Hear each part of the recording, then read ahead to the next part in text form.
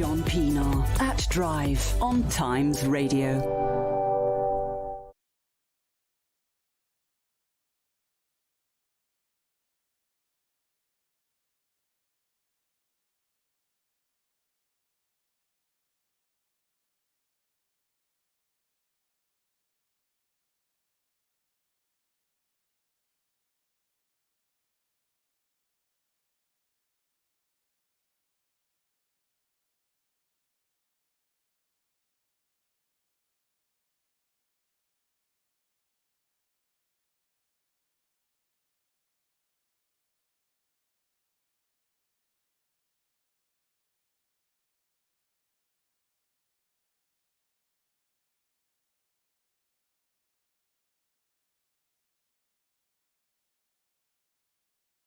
Westminster bubble among MPs and the political commentariat.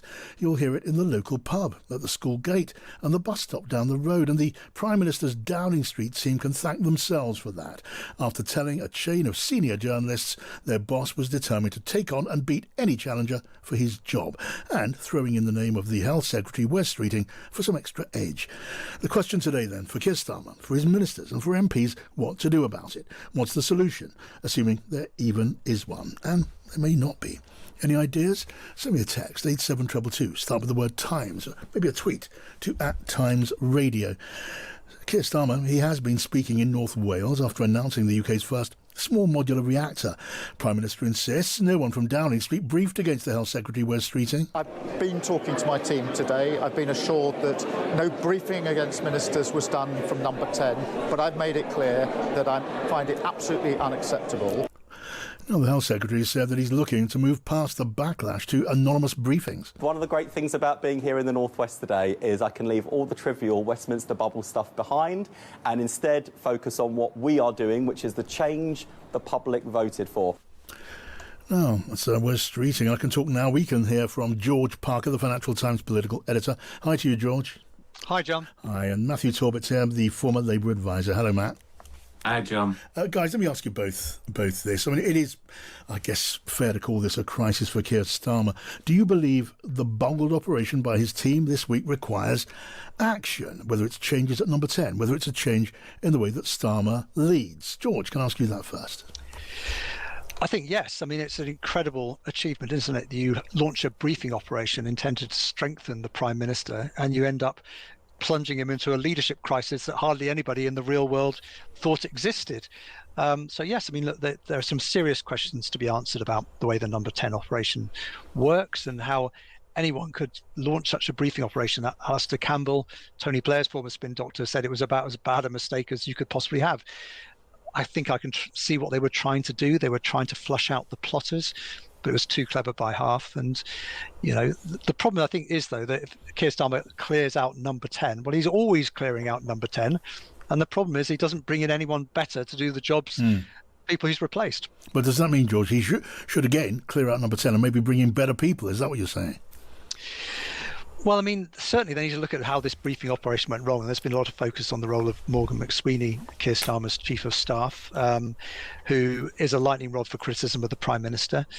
But in the end, I think you have to look at the whole operation. He's recently brought in a new head of communications, Tim Allen, who used to work with Alistair Campbell there, who you know, you think might have spotted the pitfalls of advertising the Prime Minister's weakness in a series of briefings to newspapers, saying that a leadership contest was in the offing. Yeah. Matthew, your thoughts? No, I agree largely with George. I think we all know how these things work. And unfortunately, to keep a largely unhappy, or as it was described in the Times, feral PLP happy, there will have to be somewhat of a sacrificial lamb. And I don't think there will be...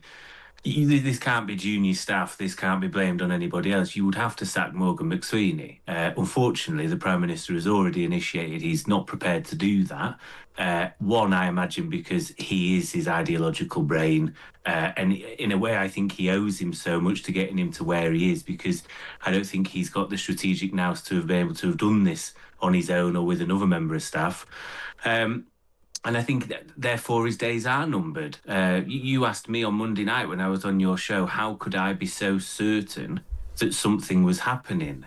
And what I couldn't tell you at the time is that not only had I had a conversation with somebody that was prepared to be a stalking horse that afternoon, but I saw the two of the more senior members of the Prime Minister's staff that have been named in various sources briefing said journalists that evening. So I knew something was coming. I didn't think it would be quite as catastrophic as this.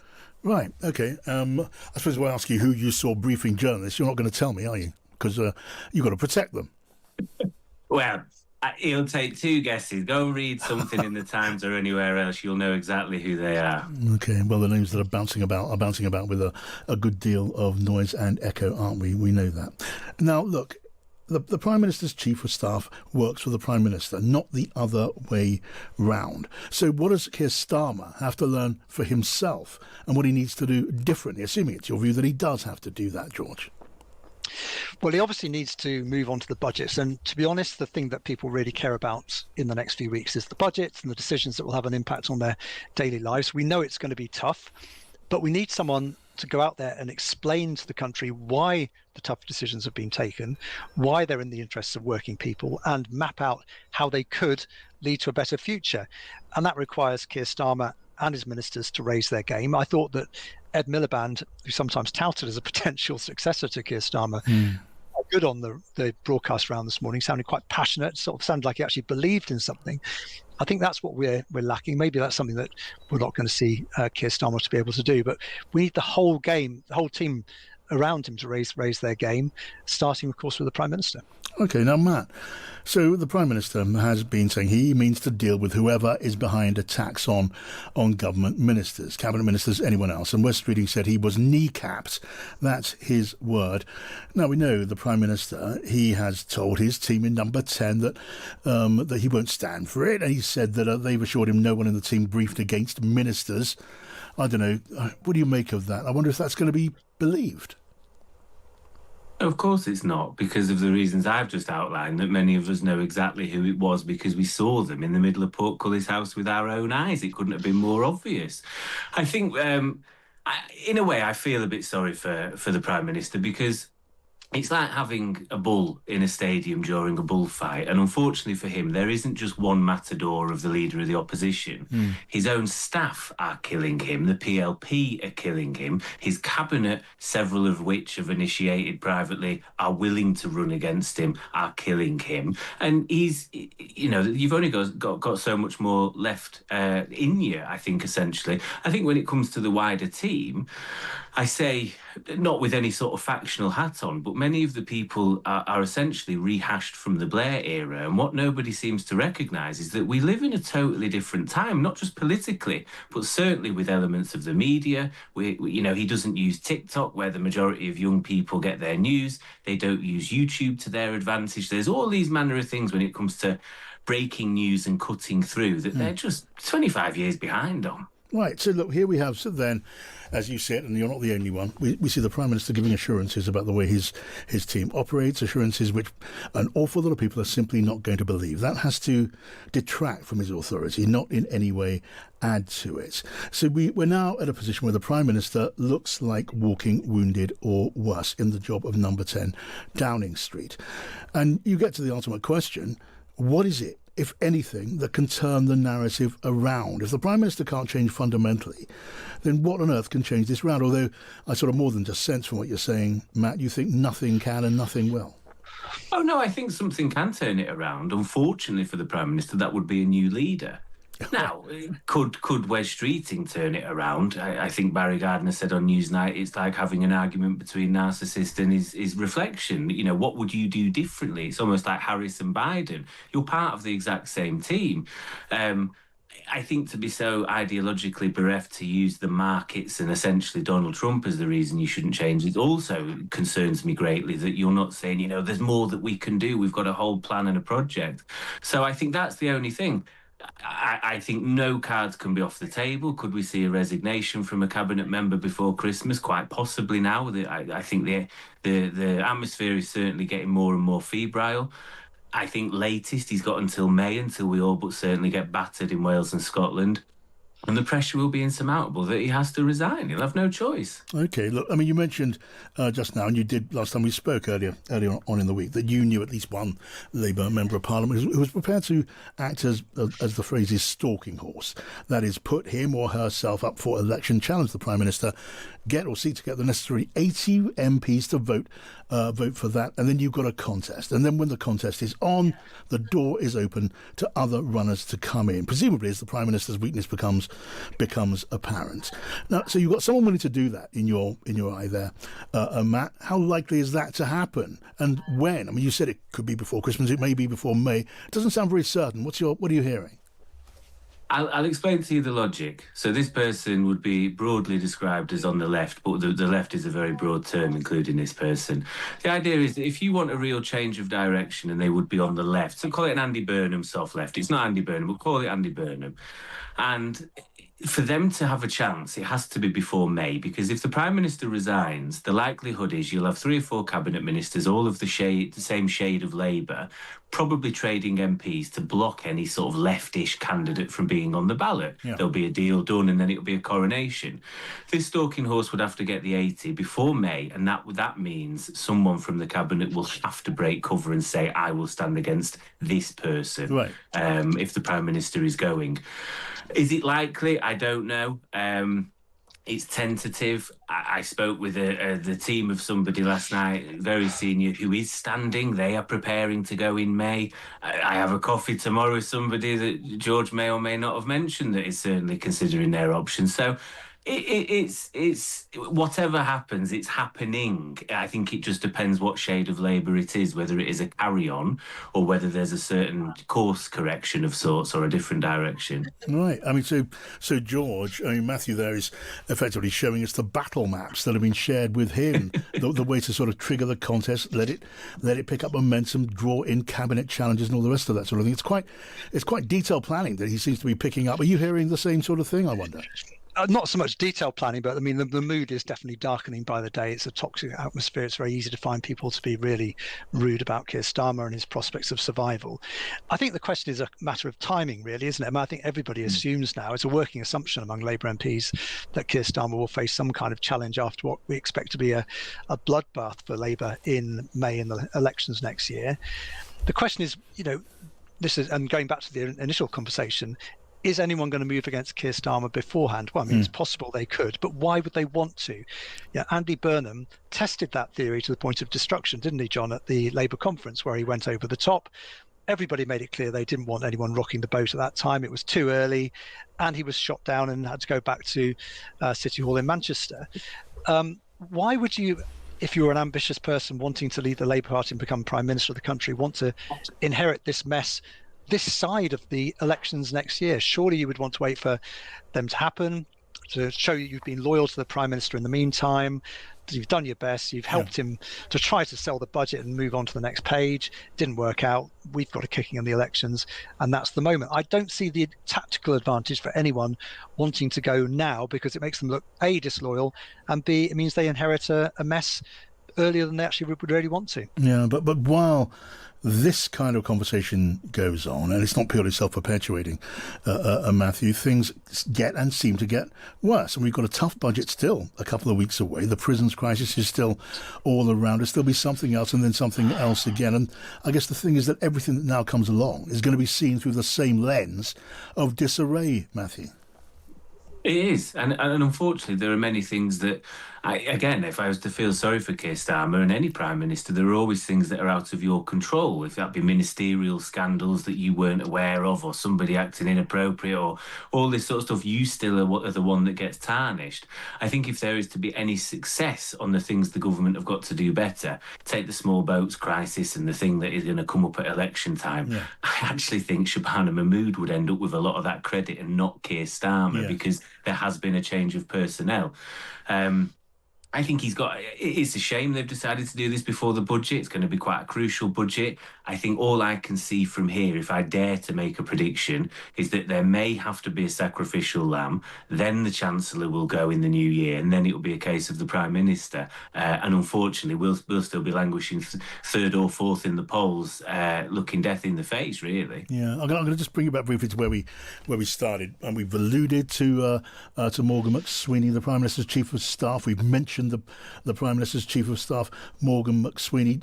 George, for whatever the normal rules of politics may be worth, and those rules seem to change every day, to have the Prime Minister's closest and most senior aide mentioned again and again and again on every news outlet, on air, constantly, you think, how on earth can an official, can a political advisor survive that kind of heat? However important he may be to the Prime Minister, is Morgan McSweeney, is he toast? Is he finished? I think he's in a very precarious position. As you say, John, when you become the story, then it becomes very difficult if you're a government official. Alistair Campbell, of course, found that and eventually was forced out of Tony Blair's government, or Number 10. I mean, I think I'm back with you, John. Sorry, I hit the mute button. I think the thing about Morgan McSweeney is that also he's a campaigner.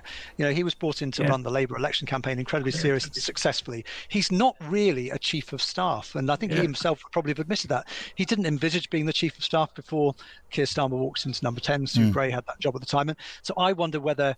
I think Keir Starmer will be loath to sack him, but I just wonder whether there might be a mutual parting of ways at some point. Right, and Matthew, lastly, on that, from you, I mean, the Prime Minister's dependence, if you like, on his Chief of Staff is very well known, no matter who you talk to. He won't want to let that end if he can at all avoid it. But the suggestion now is he simply can't avoid doing that. Where is the support for Morgan McSweeney, the Prime Minister's Chief of Staff, coming from, other than from the Prime Minister? I was about to say the Prime Minister. I don't know otherwise, John. I'm not sure. And, you read today, even allies of Morgan McSweeney saying, I think he's toast. I'd say, don't rule him out. I certainly wouldn't underestimate him. But I think George makes an important point.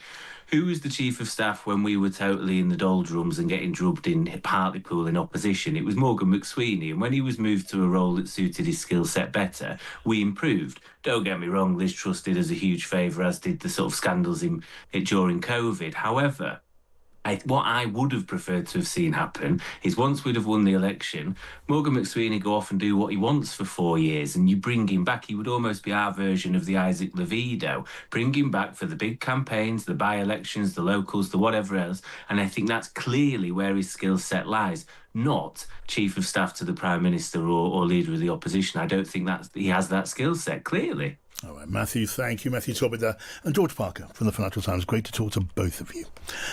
Now, in a moment, I'm going to be talking to a police and crime commissioner. Government has announced plans to scrap them. And before that, what lessons can be learned by the awful murder of the 10-year-old Sarah Sharif after the damning review that's been published? I'm going to be talking to the local MP. It's now 4:21. I'm John Pienaar on Times Radio Drive.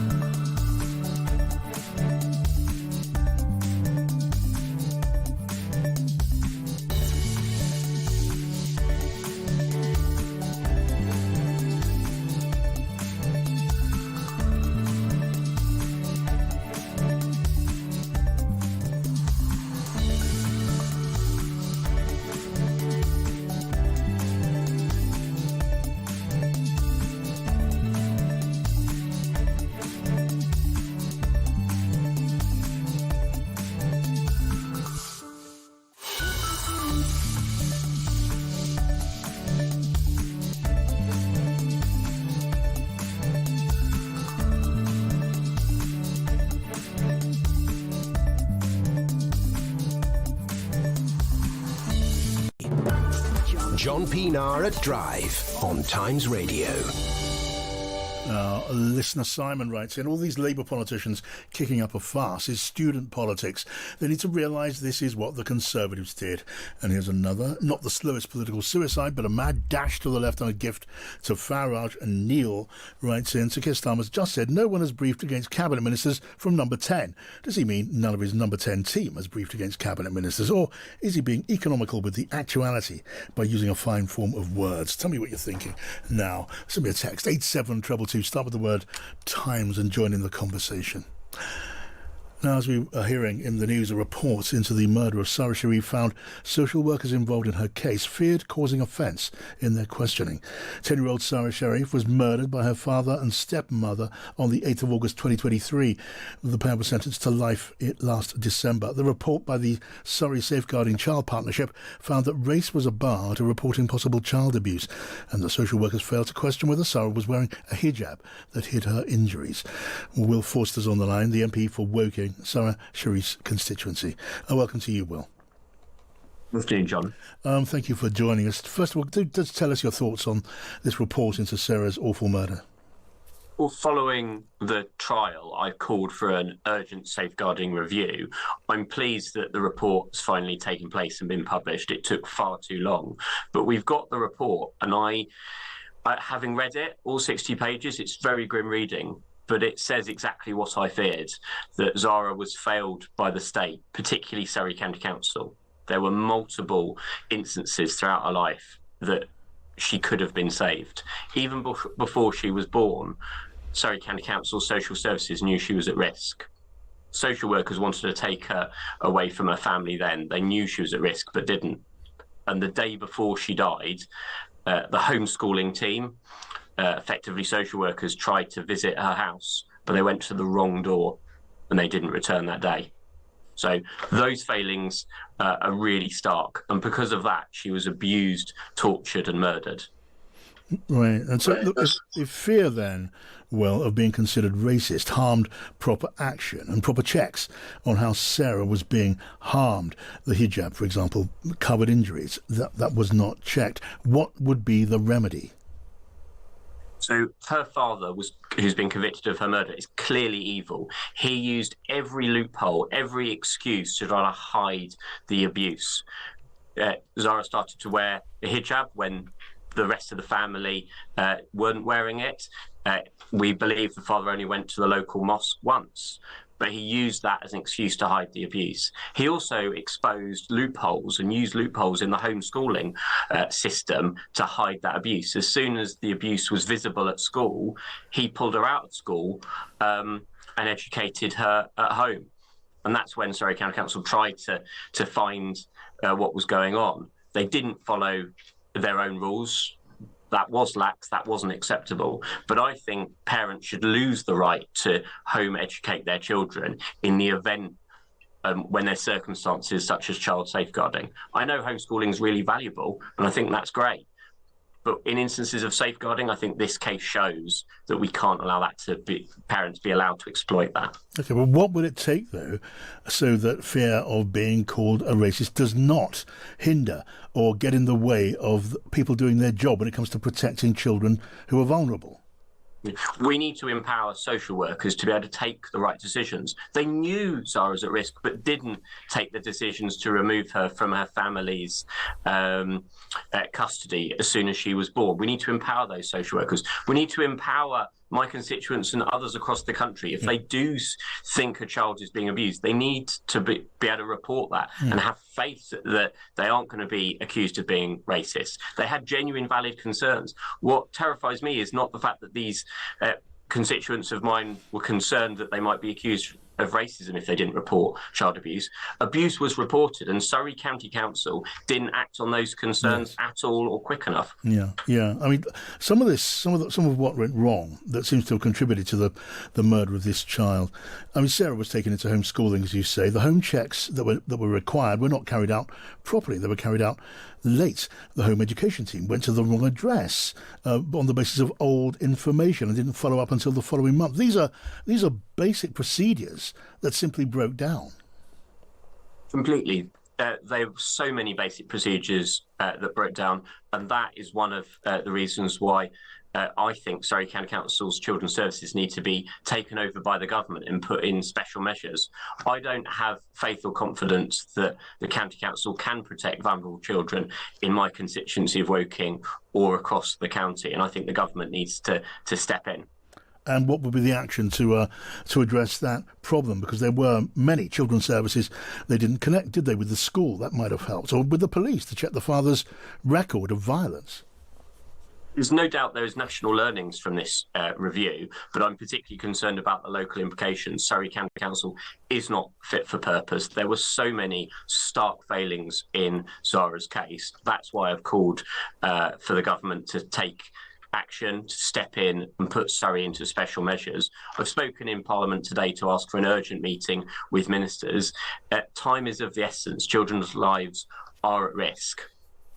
All right, Will Forster, MP for Woking, which was Sarah Sharif's constituency. Thank you so much. Now, coming up, you can hear my interview with the exiled Belarusian opposition leader, Svetlana Tikhanovskaya. We talked about her husband, who was also a campaigner who was held in jail for 5 years by the Belarusian regime, and about her human rights campaigning and on behalf of her country now. And I'll get you up to date with the latest from business. We're talking to Casey Prescott from the business desk of the Times. Now it is 4:30, time for the news with Stuart Willey.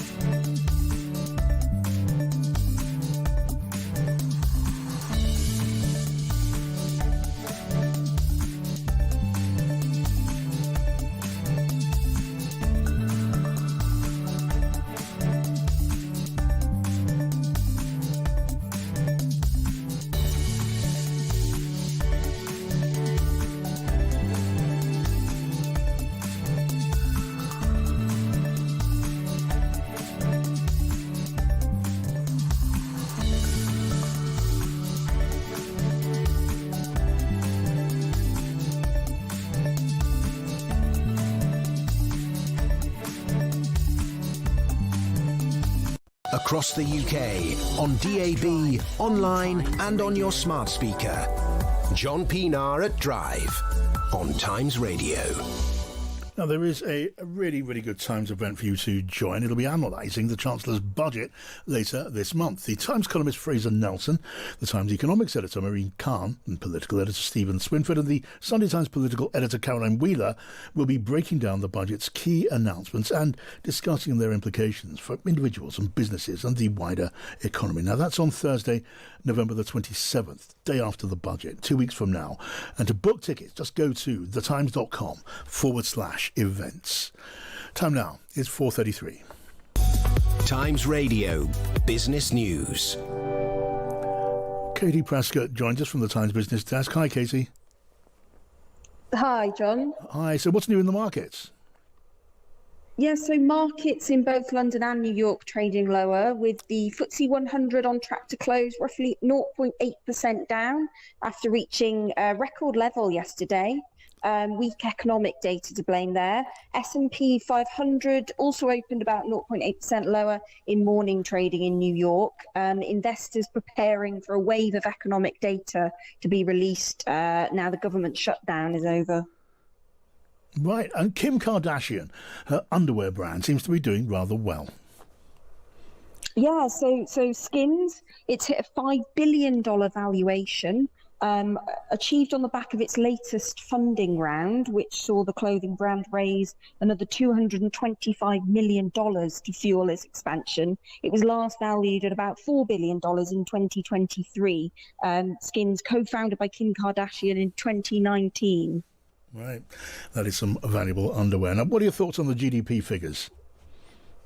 Yeah, so more bad news for the Chancellor ahead of the budget later this month. So latest data from the ONS showing that the economy grew only 0.1% in the third quarter of this year. That's obviously weaker than the 0.2% growth that economists in the city had forecast. Economists have said they expect growth to peter out in the second half of this year on the back of high interest rates. Uncertainty about the budget, which they think will lower consumer spending, and a prolonged recession in the manufacturing sector. Emma, thank you. That was Emma Powell at the business desk of the Times. Times Radio Business News. Now, police and crime commissioners are being scrapped in England and Wales. The government says it'll save at least £100 million. At least 20 million of that will be reinvested each year back into frontline policing. And this is what the Minister of State for Crime, Policing and Fire, Sarah Jones, said. Whilst the role of PCCs has evolved over time to include responsibility for commissioning services for victims, driving local partnerships and in some areas responsibilities for fire governance, the model has failed to live up to expectations. It has not delivered what it was set up to achieve. So let's now talk to Devon and Cornwall's Police and Crime Commissioner, Alison Hernandez. Hi to you, Alison. Hello there. So tell us more. Abolishing these PCCs, your PCC among them, and handing responsibilities to mayor and to councils. If only that's going to free up £20 million a year for frontline policing. Do you accept that? It sounds, put it like that, sounds like a good idea.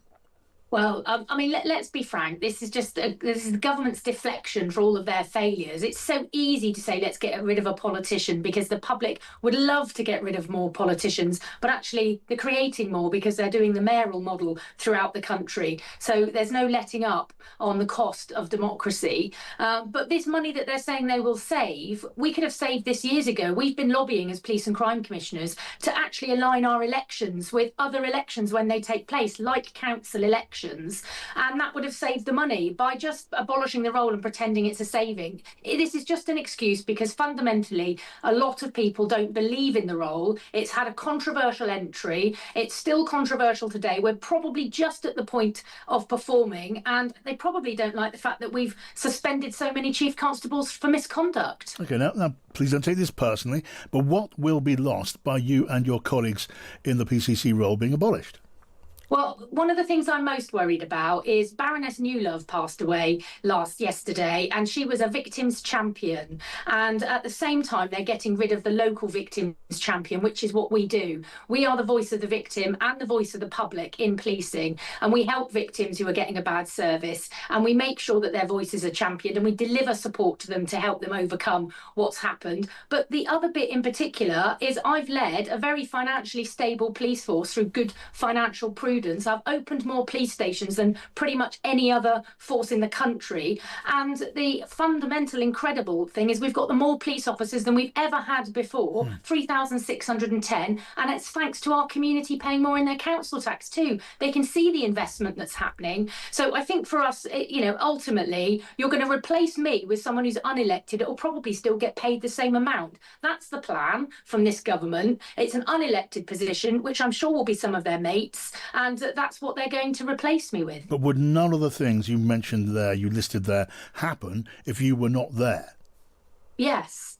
Because fundamentally, one of the biggest issues, and you've seen it now, we've got mayors closing police stations at the moment. It is individual. This is why you should elect people and hold them to account at the ballot box. We have got politicians who are in this position, Labour and Conservative police and crime commissioners. Just to be clear, the Lib Dems have never had one elected, which is why they've wanted to abolish the role since they lost in the first election. So I think for us, it's easy. The public would say, yes, let's not have a politician. But I just want to make sure that our communities in Devon, Cornwall and the Isles of Scilly, I want the government to enforce a mayor for Devon and Cornwall, because at least you'll have an elected person who oversees policing, rather than their plan for areas without a mayor, which is unelected leaders of councils who are appointed by their groups, who will sit and oversee policing. So I'm very nervous, and pay for someone, by the way, probably the same salary as me, to do it in an unelected position. Okay, now tell me then, Alison, if the PCCs like you, are doing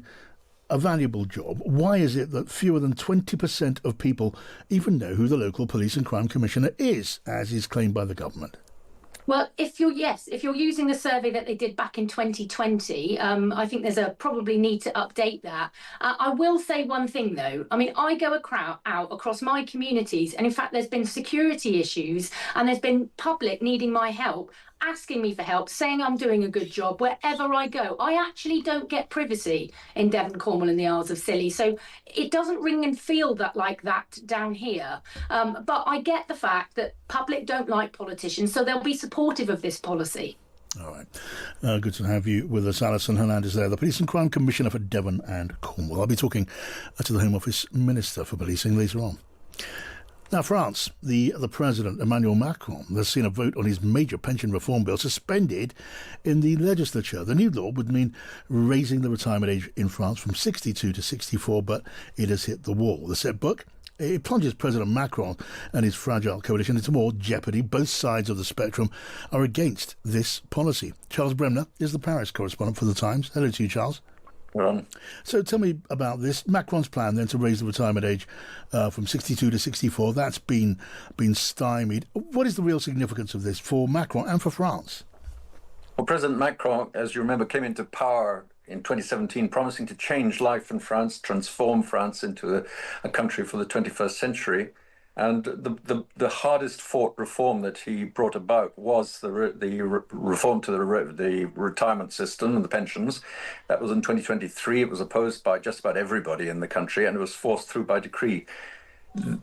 In order to get a bit of peace and let his new government survive, they have agreed to give that up. So it's a very, very big defeat. It's a surrender for President Macron. Right, and we know, and we discussed, I think, a number of times in the past, Charles, the problem of France's public finances. I mean, can it be said objectively that this pension system in France is simply unaffordable in its present shape? Because it's also sacred to defenders, isn't it? It's absolutely irrational, really, because France is trying desperately to save money at the moment, to cut spending. It has one of the biggest debts and the biggest budget deficits in Europe. And at the same time, it's now adding tens of billions of euros in future spending to keep this pension system going, just at a time when every other country in Europe is pushing back the retirement age. France is pulling it forward. Right, and it was a sort of combination, wasn't it, that stood in the way of this reform, from the left on one side to the hard right on the other, Marine Le Pen's National Rally. Just explain that alliance, if you would. This is an unholy alliance, if you like. It's the far left, radical left of Jean-Luc Mélenchon teaming up with the far right to try to bring down the government. But in this case, the Le Pen government went along with the Socialist Party, which is the one that is the kingmaker at the moment, and sided with the idea of suspending the pension reform rather than abolishing it completely, which is what the radical left wanted to do. It sounds all rather complicated, but there is generally an alliance against the Macron government, centre-right government, except for the Socialist Party, which is now aligned with it. Right. Now, where then does this leave Macron, Charles, apart from in a very bad place? I mean, he looks ineffectual. He lacks support in the legislature. He lacks public support. The polls aren't terribly good, but there he is still in office. Well, President Macron is the head of state. He's got a year and 5 months to run, and nothing can remove him from that. The parliament is quite separate.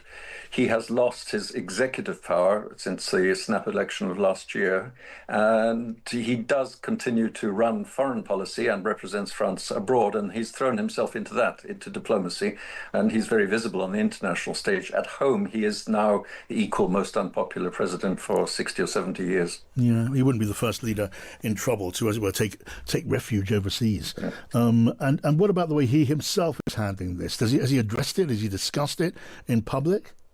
No, President Macron has been rather invisible. He has taken a back seat. He's been pretty visible internationally and in public events.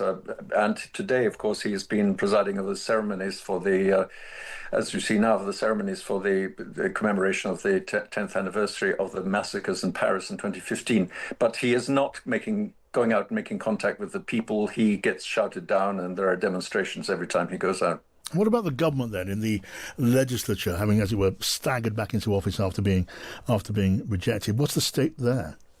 It's very, very fragile government. It's a sort of rough, loose coalition of the Conservatives and Macron's own centrist camp.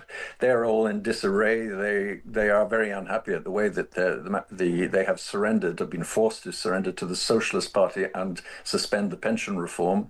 This was the flagship policy which symbolized everything that they believe they stood for, and they've had to eat their hats, swallow defeat. Right, do keep in touch with us on that. But let me just briefly ask you about the anniversary, 10 years since the awful Bataclan attack. I guess there will be commemorations in France and in Paris.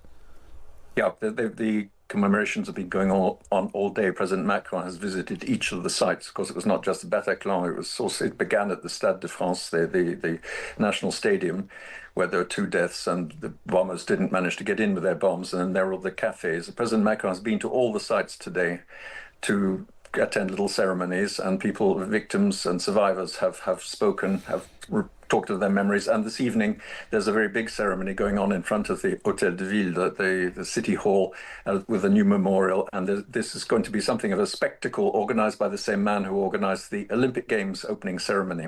All right, Charles Bremner in Paris for The Times. Thank you so much. Now, coming up here on Drive After 5, I'll be talking to, among others, our political editor at Times Radio to get right up to speed on the chaos surrounding number 10 Downing Street and how Labour MPs are feeling about it. What are they saying in private? I'm going to be talking to a former BBC senior executive about how the BBC chairman might write his letter of apology to Donald Trump. And we'll be doing our regular weekly study of the latest opinion polls. And before that, you'll hear my interview with the Belarusian opposition leader who is living with her husband, who was recently released from prison in Belarus. She'll be sharing her thoughts with all of us. Now, it is 4:46. I'm John Pienaar, and this is Times Radio Drive.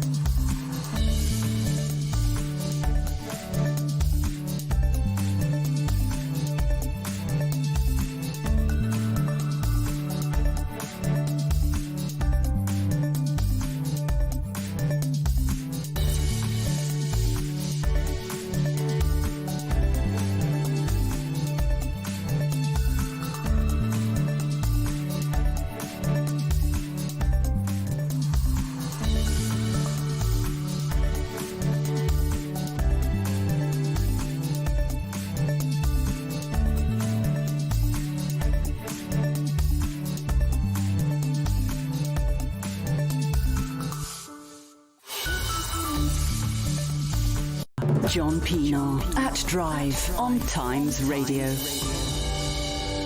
Now, 5 years ago, Europe's last remaining dictator was rocked by massive protests. Almost 500,000 people marched through the Belarusian capital to protest against the elections that saw Alexander Lukashenko retain the presidency he's held since 1994.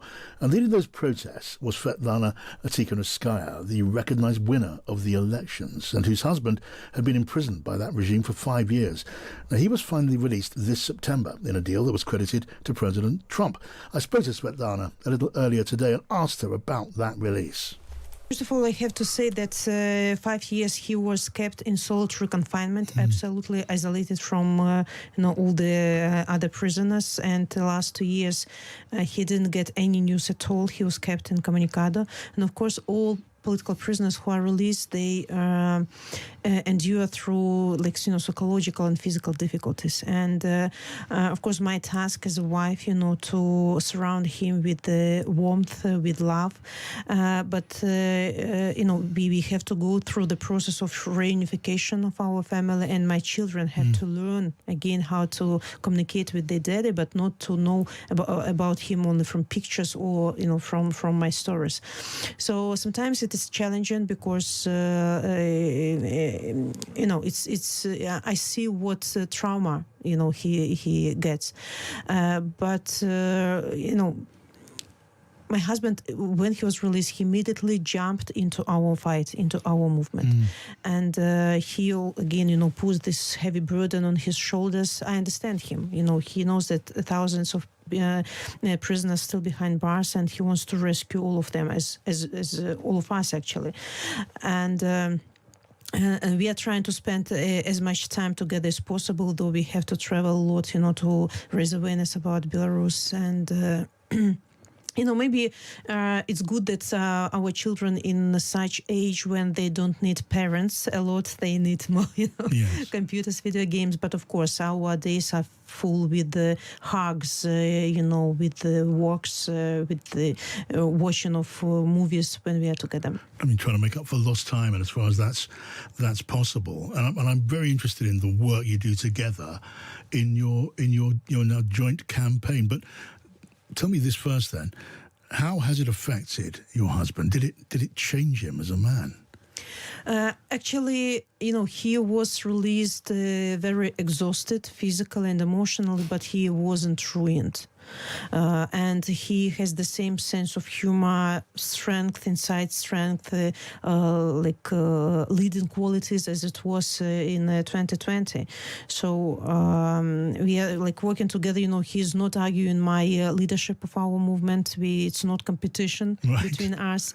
We are complementing each other. Yeah. So of course, imprisonment leaves huge scars on political prisoners' fates. What do you mean by scars? I mean, when we say ex-political prisoner, it doesn't mean that they left prison and forgot everything that was happening to them there, because they went through tortures, they went through cold punishment cells, they were deprived of human rights, of food, of it was so humiliating, for people, and you cannot leave these memories. And he was tortured. Of course, he was kept in punishment cell endlessly. He was without any communication. And what's one more interesting thing, that those who I feel emotional gap between us, because, for example, together with Belarusians, it was huge uprising. We saw each other, we felt each other. We went through trauma of beginning of the war in Ukraine. We saw Bucha, we saw bombings of Kiev. And for those who were in prison, it was just short messages. The war has started. 1,300 political prisoners, and we were living through all this pain. I mean, those who were free. And political prisoners have to, absorb all these emotions, they were lacked in prison. Must have been so hard for you too. I mean, in the 2 years before the release, you had no contact. That must have been so hard for you. And do you feel it marked you? Do you feel you carry your own scars? I think that every Belarusian person is traumatized at the moment, because Belarus now is a huge prison, and everybody, bears its own pain. Yes. And, after my husband was released, I even couldn't enjoy this happiness of reunification of our family, because immediately you turn your mind into the thought that we still have thousands of splitted families, thousands of children waiting for their fathers and mothers, and you cannot allow yourself to enjoy that, enjoy your family. Yeah, I mean, your country is still in the grip of an autocrat. There are 1,300 political prisoners still being held. I'm just trying to imagine life for you and your family in your home in exile. What does a typical day look like? Living in exile, though you're physically in a free country, in democracy, it's rather tough, because you are immigrant. You face many challenges with the legalization, with documents. Yes. With schools for your children, with jobs, especially after the beginning of the war, when Belarus became the country co-aggressor because of Lukashenko's actions. It took rather a long time to make sure that democratic countries distinguish Belarusian regime and Belarusian people, and that it's Belarusian regime that has to be punished for the war crimes, but Belarusian people don't have to be responsible for the actions of Lukashenko. Okay, I know you're in touch, of course, with other Belarusians in exile in Lithuania and elsewhere. Tell me a little bit about your thoughts on your country. I mean, your husband was freed with the help of the Trump administration. There's a new envoy, John Cole. What are your thoughts on the role of President Trump, who has been in communication with Lukashenko in Belarus? He's also called him, I think, what was the phrase? He's called him fantastic. What do you make of that relationship? Of course, we are really grateful to the diplomatic efforts of President Trump, his administration, John Cole, for the efforts to secure the release of political prisoners. Maybe it's the only country maybe in the world where President Trump is personally involved in releasing not only Americans from prisons, but the rest of political prisoners. So this is Belarus, and I hope that in the nearest future, much more will be released. Yeah. And the fact that John Cole is assigned as special envoy means that Belarus is in focus. But, we have to understand that at the moment, releasing of Belarusian political prisoners looks like revolving doors. Some people are released, twice more are detained, so it's not change of the policy of Lukashenko. And just to stop repressions and to normalize the situation in Belarus, this is where European cards are important, sanctions, policy of isolation and non-recognition. So we ask our democratic partners in Europe to stand principled and strong with their position. Now, President Trump's approach is more transactional. It might be a success story for President Trump to release all political prisoners from Belarus, but we need sustainable and irreversible changes in Belarus.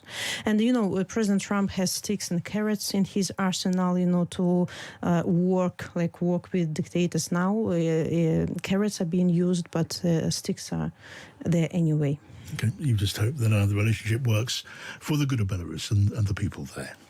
Yeah, look, President Trump, calls Lukashenko, highly respected, president, but fantastic guy. Fantastic guy, but President Trump is rather, unpredictable, and today he's fantastic guy. Tomorrow he might be Maduro. And that was Svetlana Tikhanovskaya talking to me earlier on, having been reunited with her husband after 5 years in a Belarusian jail. He was released with the help of President Trump and his new envoy to Belarus. Now they are reunited, living and working together in Lithuania. Just some insight into what it is like in that, I suppose, extraordinary family. Fascinating and moving from our guest there. Now, coming up after 5 o'clock, we'll be talking about the state of the Labour Party. It is truly in quite a state.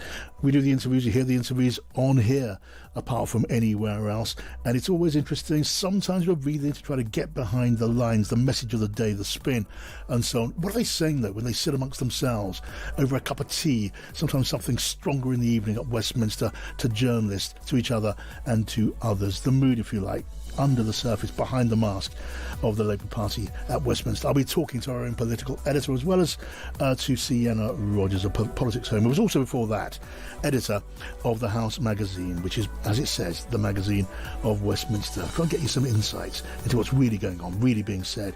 More to share with you after the news here on Times Radio.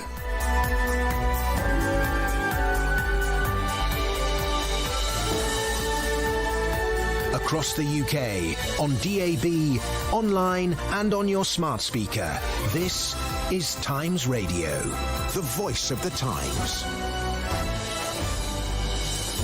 It's 5 o'clock. I'm John Pienaar on Drive on Times Radio, and here are the headlines. The local MP where Surrey Sharif was murdered has said social services in the Surrey Council need to be taken under government control after a report fined abuse by her parents was missed. And the Health Secretary Wes Streeting described rumours about a leadership coup as a silly Westminster soap opera. And coming up, what is wrong in number 10 and how are MPs really feeling about that in private? I'll talk to two political insiders and also later to a government minister, Sarah Jones. Her department's just announced the abolition of police and crime commissioners. Certainly seems to have upset them. Now we'll get the government side of it and maybe just get a bit of their thinking from that minister on the troubles, the clouds hanging over the head of government. And we'll see what the public think too in our regular feature, The Polling Station, when I talk to Luke Trill for More in Common. This is Times Radio. Now the news with Stuart Willey. John, thank you. Now, 10 to 5 o'clock. I'm John Pienaar on Drive on Times Radio, and here are the headlines. The local MP, where Surrey Sharif was murdered, has said social services in the Surrey Council need to be taken under government control after a report fined abuse by her parents was missed. And the Health Secretary Wes Streeting described rumours about a leadership coup as a silly Westminster soap opera. And coming up, what is wrong in number 10 and how are MPs really feeling about that in private? I'll talk to two political insiders and also later to a government minister, Sarah Jones. Her department's just announced the abolition of police and crime commissioners. Certainly seems to have upset them. Now we'll get the government side of it and maybe just get a bit of their thinking from that minister on the troubles, the clouds hanging over the head of government. And we'll see what the public think too in our regular feature, The Polling Station, when I talk to Luke Trill for More in Common.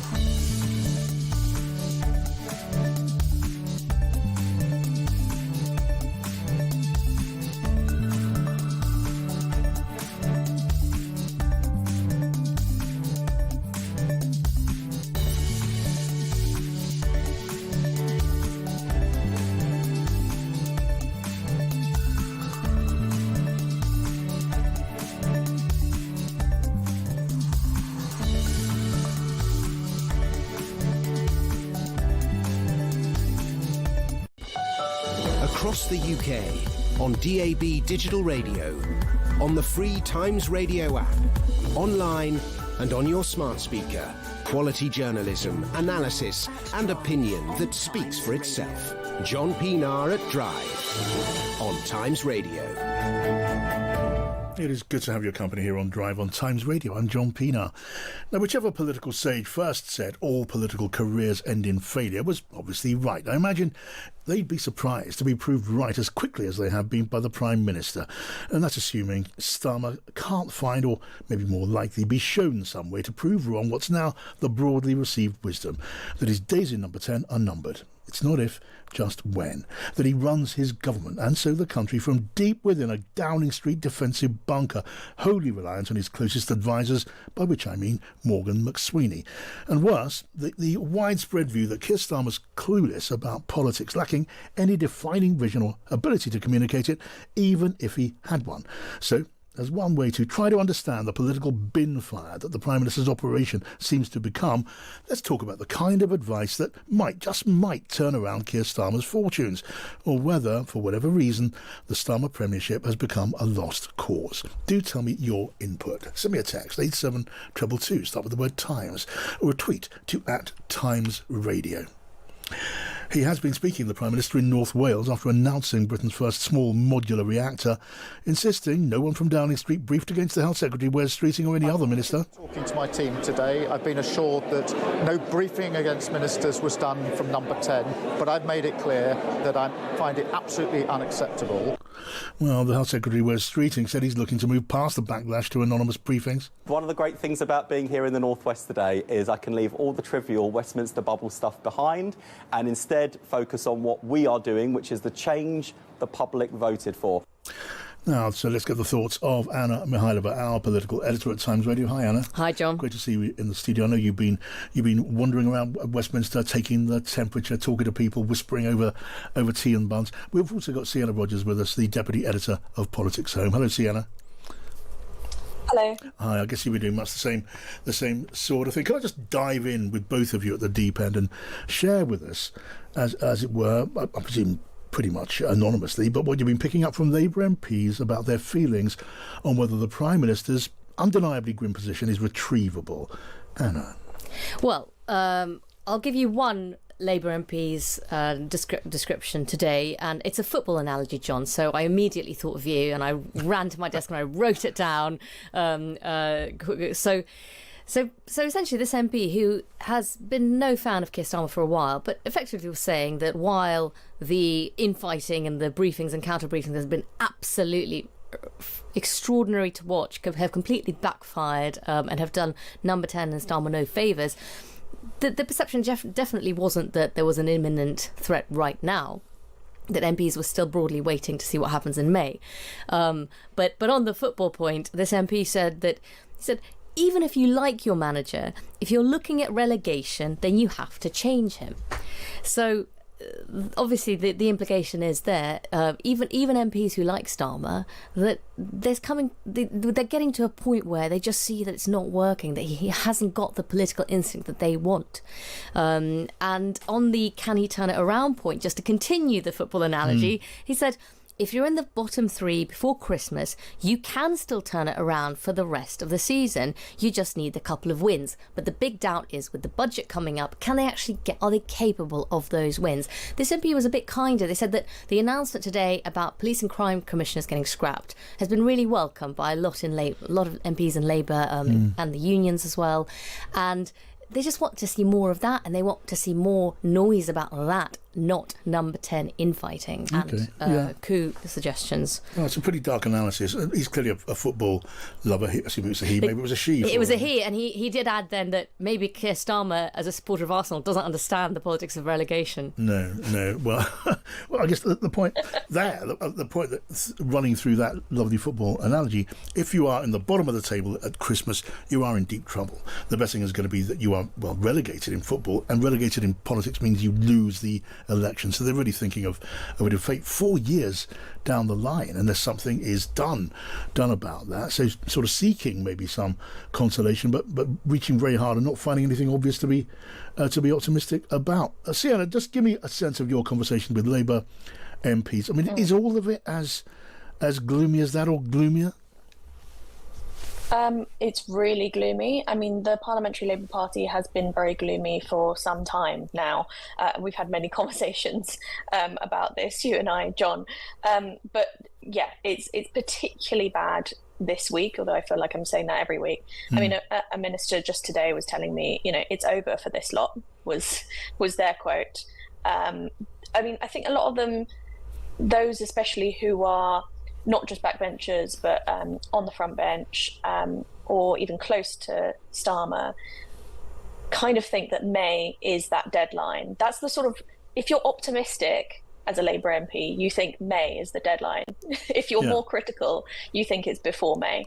Yeah. And they still think that still something quite dramatic will have to happen to actually trigger a leadership challenge or him standing down, which is, of course, the original briefing in all this was that he wouldn't just stand down, even if the kind of men in grey suits came and told him it's time to go, Keir, he will fight on.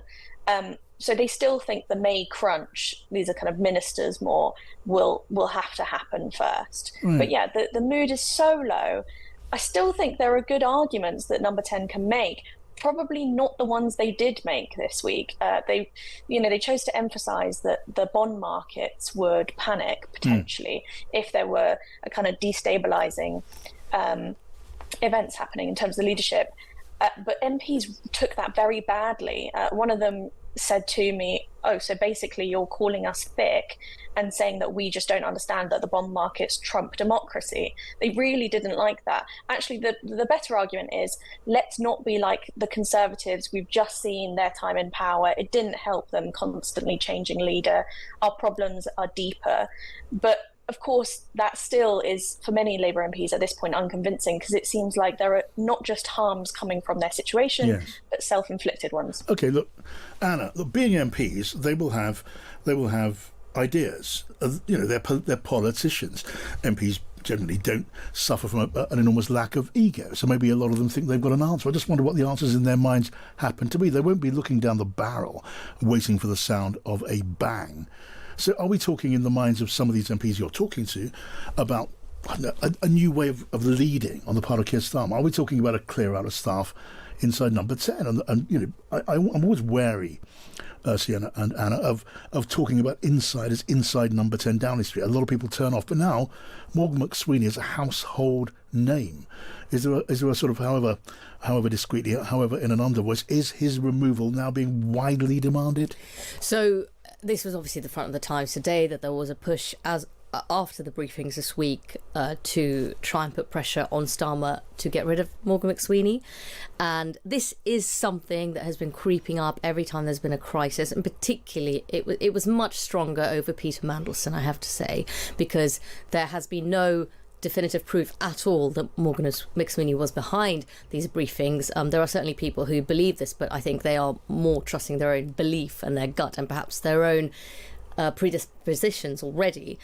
And I will also add that, there is the counter view on McSweeney, setting aside the fact that without Morgan McSweeney, Keir Starmer is very much an emperor with no clothes, because, Morgan McSweeney effectively found Keir Starmer, moulded him, and has been the intellectual heft behind the Starmer project. There is still a great loyalty to McSweeney from some MPs. So I had one today make the point that, and it was very interesting that they said a lot of MPs still feel a real loyalty to McSweeney because they feel they owe their seats to McSweeney. And I hadn't actually mentioned McSweeney. I then said, well, hang on, do they have that same loyalty to Keir Starmer? And then they said, oh yes, him too. But note, on that front, with some MPs, Morgan McSweeney is very much credited first on their electoral success over Keir Starmer. So there is still, I think, generally, because Number 10 has really tried to kill this story about any leak inquiry. I mean, Keir Starmer has just been out and about saying that he has been definitively told that none of the briefings came from Number 10, which, of course, then you have to believe that multiple senior journalists who got the same kind of briefing all were effectively misled or were misleading. And who've been reporting they were briefed by officials at Number 10. Quite. So I think it's quite a leap to say that, but it has allowed them so far to effectively say there's no probe and there's not going to be any further action taken. I mean, Starmer's making the point that he's been told no one in Number 10 specifically gave that briefing against Wes Streeting, so perhaps that's the bit of detail that they're sticking to. But I think the mood today has been a bit of general malaise, as Sienna correctly puts it, and malaise in Labour ranks has been there for a long time and will continue to be there for the foreseeable. But there isn't a sense of mutiny that's imminent, and also in terms of what next. I mean, I spoke to someone today who said this whole thing about Wes Streeting, they described Wes as the anointed successor, that is almost assumed by a lot of people within Labour and within the PLP. And they've made the point that because of that, Streeting doesn't really need to do anything active. So this idea that there's been this big push behind the scenes, I mean, most people just think that was wrong, and that was the bunker mentality of Number 10 suddenly thinking so. Yeah, I mean, actually, in his visit earlier on in Wales, the Prime Minister said he'd been assured that no one at Number 10 was briefing against any minister, cabinet or lower, and that's requiring more belief from those MPs. And from what we're hearing, not many people are buying that. Well, it says something in itself if the Prime Minister can say a thing so publicly, and the response is, I just don't believe that. Well, I mean, particularly when Wes Streeting himself went out on the broadcast round and said he'd been kneecapped and specifically said that there had been briefings against him. And don't forget, he also reminded everyone about the briefings against Lucy Powell and those female MPs, Lou Haig, he didn't mention her, but Bridget Phillipson as well, who have all themselves separately said that they were victims of malicious briefings from the boys' club, as they call it. I mean, Sienna, if we're looking through the eyes of Keir Starmer's MPs, how does he appear to them? What is their, at this stage, their sort of settled impression of their leader? And you hear so much talk, don't you, of a man lacking vision, lacking an idea for the point and direction of government, who takes pride in saying there's no such thing as Starmerism. He's an apolitical, political leader. And that, for so many of them, at a difficult time, it's a really difficult thing to hear. It's not what they want to hear. You can push a certain amount of that, when the party's doing well, when it's high in the polls before an election. But we've got to the point now where something that previously would have appeared to be a strength is now perceived to be a weakness. And if that's to be addressed, it requires either a different Starmer or someone who's not Starmer. And the balance of that calculation clearly has shifted, Sienna. Yeah, I mean, this has always been the criticism of Keir Starmer. His critics have always said it seems like he lacks politics. It seems like often his front benchers, and they still will say this, they're not quite sure where he stands on things. I think maybe Labour conference did clarify that a bit, but still the kind of this government, it does send mixed messages. Is it a kind of blue Labour-y government, or is it a kind of Lord Hermit government? It is confusing, and I think everyone in Westminster is a bit confused by that. And constantly you have these kind of reassurances, these briefings that Keir Starmer is now going to try and engage more face-to-face with his MPs, because he's always criticised for not doing that enough and for not knowing who they are or what their background is, not meeting them enough. Also, he's engaging with them more, he's trying to have lunches with them, etc. But still, it seems so many MPs feel as if they haven't been given enough kind of care and attention by the Prime Minister. And they also think that, well, fair enough if he's too busy, but it's not as if everything's going brilliantly either. And often also another complaint that's often heard is he's not in the country enough and he's not seen in the voting lobbies. I mean, it's common for kind of cabinet ministers and the Prime Minister to have the golden slip and not be in voting lobbies, but they feel like it's actually reached an unusual level and he's just so disengaged. I mean, the argument about these briefings has been that he didn't know about them, that he wasn't aware of them, and now he's going to take action. Well, it seems like what Labour MPs have been saying is, well, the best defence for this week is that he doesn't know what's going on in number 10, which that in itself is not a good defence. It is not. Sienna Rogers from Politics Home and Anna Mihailova, our own political editor. Great to talk to both of you.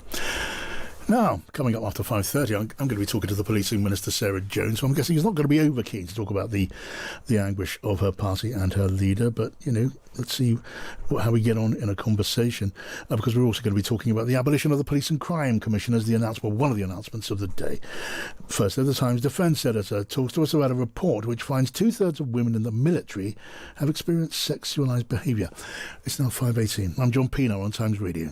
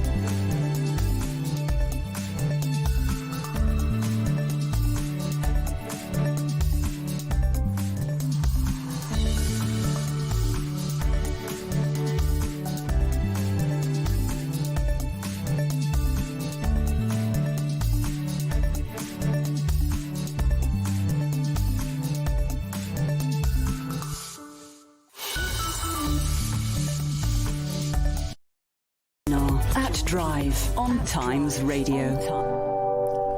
Now, I just want to mention, if you haven't tried it yet, there is a Times Radio channel on YouTube. It's dedicated to politics.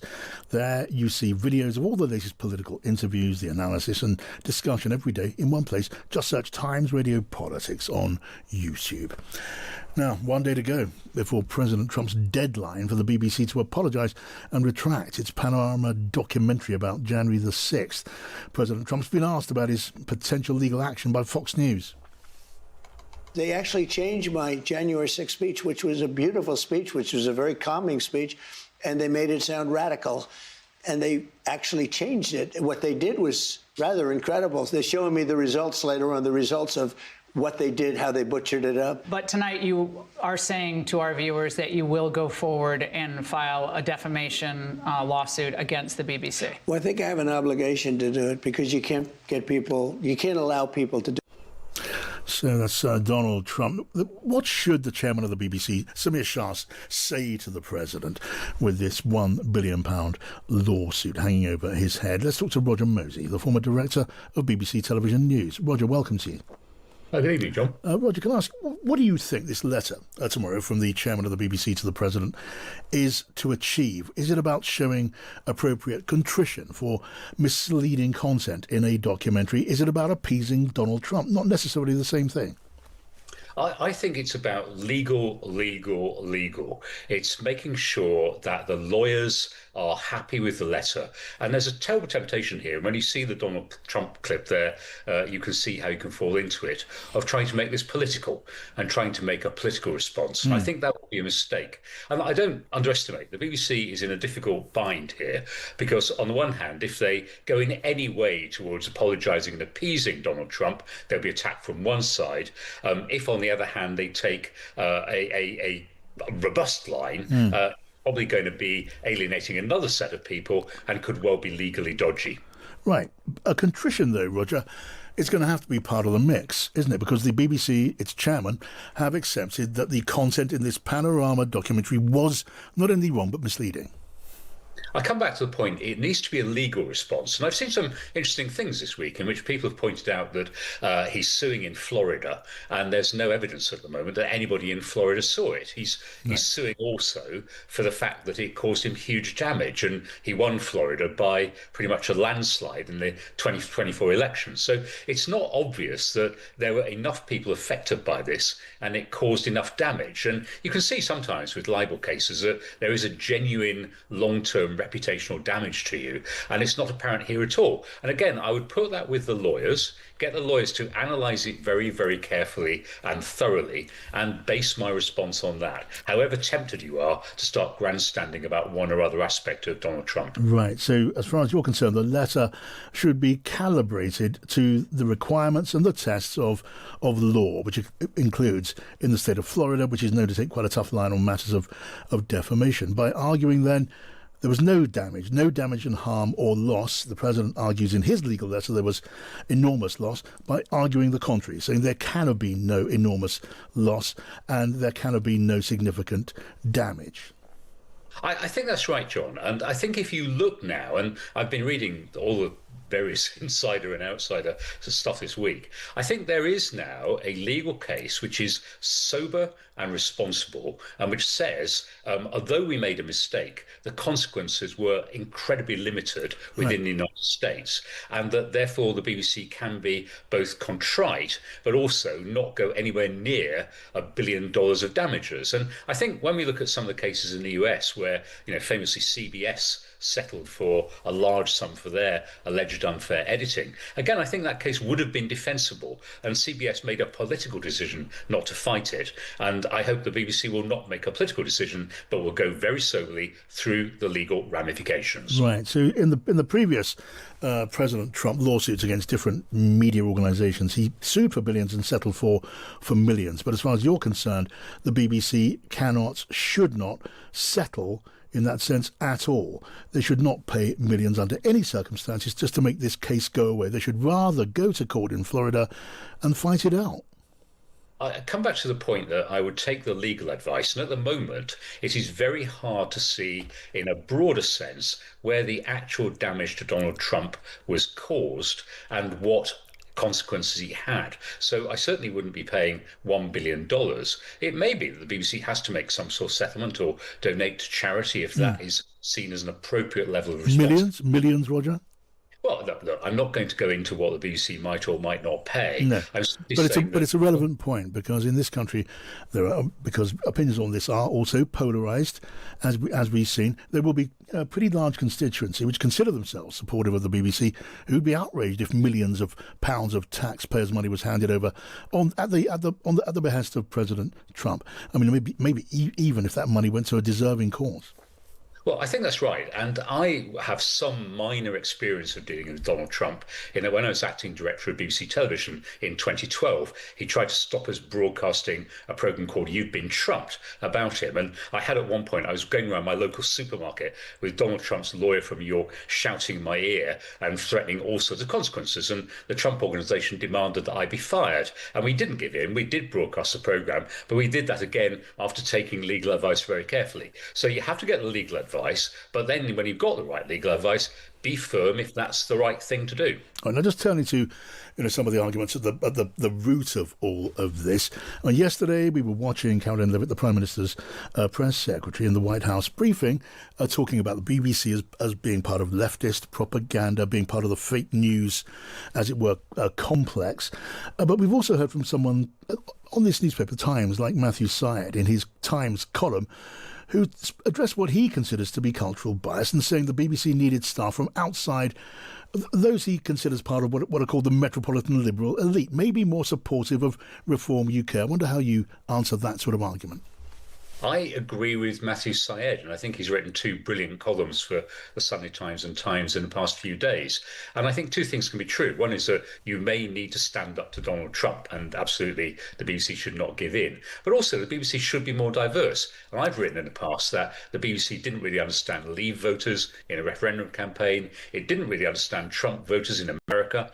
And the BBC needs to be better at understanding the way that societies are changing and the way politics are changing. So you should do that, but that doesn't mean that you cave into Donald Trump if he hasn't got a legal case against you. But if we're focusing then on the future of the BBC and how according to the argument, a broader base of recruitment would assist and widen the outlook of the BBC, because you seem to be subscribing to that argument. I wonder, how does that happen in practice?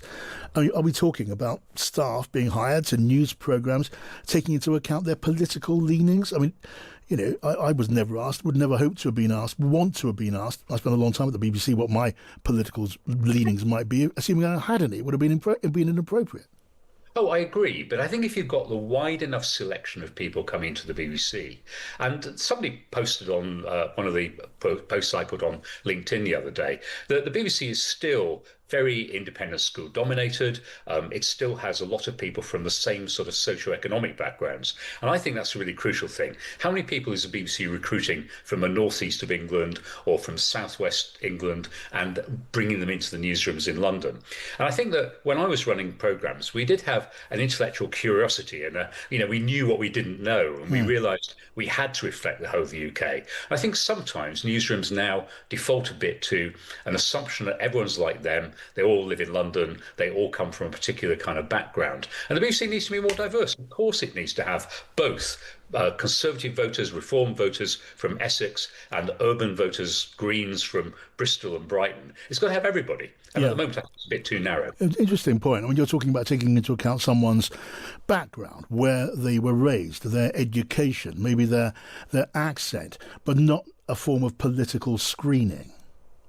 No, I think Samir Shah, the BBC chairman, actually said that. He said, we want more people from the north of England and more people from, if you like, regular backgrounds. And that's a perfectly reasonable thing for Samir to have said. And I think the BBC should do that. And I don't like quotas or targets, and certainly not asking people for their political views. I do believe in recruiting very widely, both geographically and ethnically and gender and everything else. And if you do that, you get a newsroom which is more sensitive to a complex, diverse United Kingdom and isn't just a bunch of metropolitan liberals putting out what they think the truth is. Right, so it's a fair summary of your point there that, until this point, the BBC has got that wrong.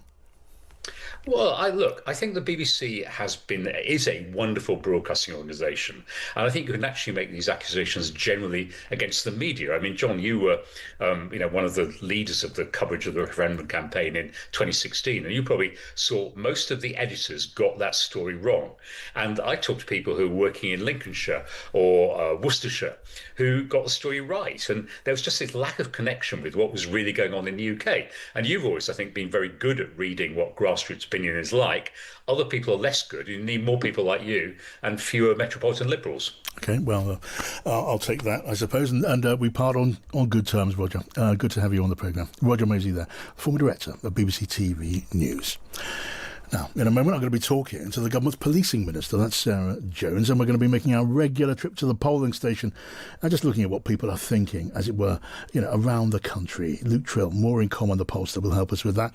And after 6, Pienaar and Friends, when I'm going to be joined by Times Radio's Adam Bolton and our own political editor, Anna Mihailova. Now, though, it is 5:32, so let's get the news with Stuart Willing.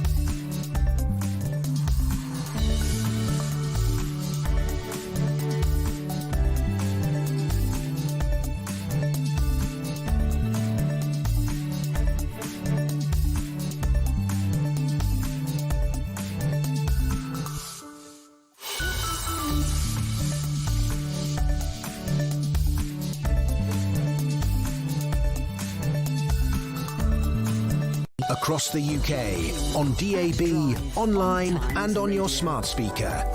John Pienaar at Drive on Times Radio.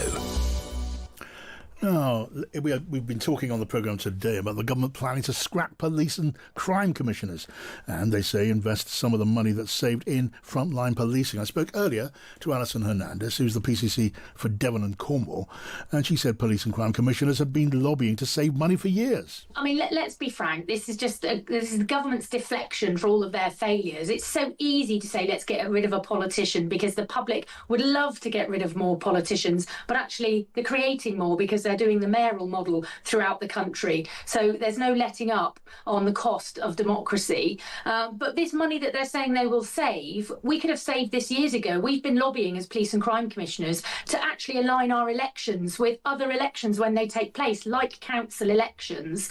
And that would have saved the money by just abolishing the role and pretending it's a saving. This is just an excuse because fundamentally a lot of people don't believe in the role. It's had a controversial entry. It's still controversial today. We're probably just at the point of performing, and they probably don't like the fact that we've suspended so many chief constables for misconduct.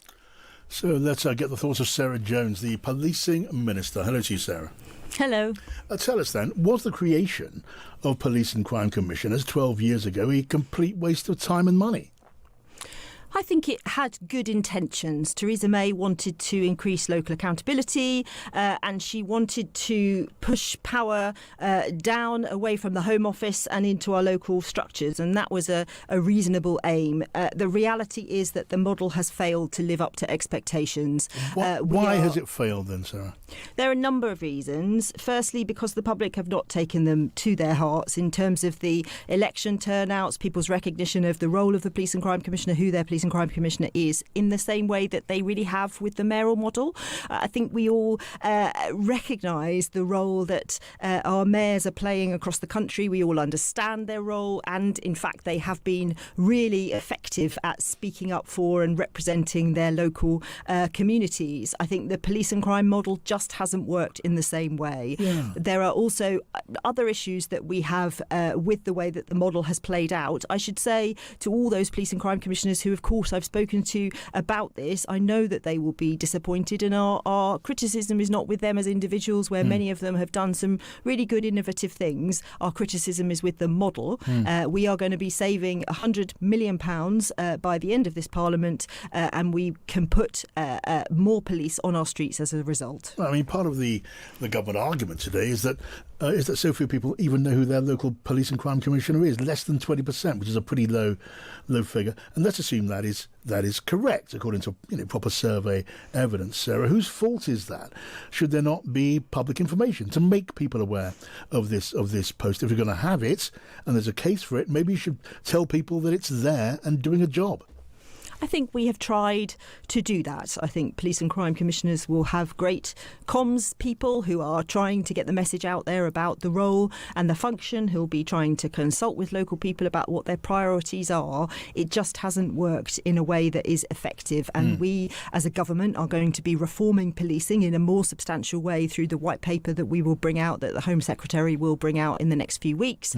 This is the first part of that. We wanted to get this announcement out so that we can carry on working with police and crime commissioners, having told them about this aspect of reform, on all the other areas where we want to reform policing, where their experience will be invaluable. Isn't the real problem with our policing a lack of funding, a shortage of officers on the streets and on patrol, handling common crime like shoplifting and domestic burglary, because, well, that isn't being handled to the satisfaction of almost anyone? I completely agree. Now, we are putting more money into the policing system this year, but there are other challenges. If you talk to any police officer, they will tell you that they spend a huge amount of their time not out on the streets fighting crime, not responding to crime, but doing very bureaucratic roles. We have some of the most old technologies in the whole public sector within policing. If you download, for example, in some areas, if you download data from a mobile phone in order to help with your investigation, you'll receive that data in an Excel spreadsheet and you have to do Control F in order to find the information that you need. You would be amazed at some of the ridiculous bureaucracies that are holding our officers back from doing the job that we need them to do. So the wider reform will be about how do we fulfil the changing nature of crime, fraud, for example, serious organised crime that knows no boundaries, that operates across different countries. How do we do that most effectively so that we can allow our police in our communities to be policing physical crime that is happening in our areas that we know everybody wants them to be tackling? Oh, now, so I must ask you about the turmoil surrounding the government just at the moment. I know you're not a cabinet minister, you're not out of Downing Street or the cabinet office, but you're a member of the government and you've agreed kindly to speak to me in that capacity. The Prime Minister, then, he's so widely considered now to have failed as Prime Minister. Large proportions of Labour MPs think that the Prime Minister's days in number 10 are numbered. It's just about when he goes. Are those colleagues being too pessimistic, do you think? I disagree that there are large numbers of MPs who are thinking that. If you look at the work that before we you go have on with that, announced- Sarah, all of our colleagues here at Times Radio, on the Times, every journalist that I see, read and hear reports the same thing. I'm taking it in good faith. Those reports are being passed on. Well, that's not my experience. And look, I wouldn't deny that this hasn't been a rocky couple of days. It's a complete distraction for those of us who are introducing policies that are good and that are going to get better public services in our community. Just today, announcement that our waiting lists have come down. This day as well, Ed Miliband has been announcing really important new small modular reactor in Wales that is incredibly important. Today, we are announcing the first tranche of a really significant police reform agenda. These are the things that this government is getting on with, and those are the things that fundamentally will matter to the public. Well, the briefing operation by allies of Keir Starmer and by officials, it was an undeniable disaster, and it's been acknowledged now, I think, hasn't it, by the Prime Minister. Do you reckon the PM needs better advice, better advisors? I would say that the Prime Minister has been really clear that this kind of briefing has absolutely no place in Downing Street. So he needs better advisors, would you say? Anybody responsible for this should be removed. He has spoken to his team today about this and been incredibly clear. I know personally that he hates briefing against colleagues and will be very clear about that. And people so there should be, responsible, people who are responsible have no business being in Downing Street. And they should be found. They should be found by way of a proper inquiry, do you believe? I think the Prime Minister has already investigated, already been very clear with his team, already been assured that no one in the Downing Street staff has been responsible for these briefings. They are incredibly unfortunate. We are getting on with running the country in the best interests of local people and in the interests that they have, whether it's crime, whether it's our NHS, whether it's our education system, and we'll continue to do that. Well, Sarah.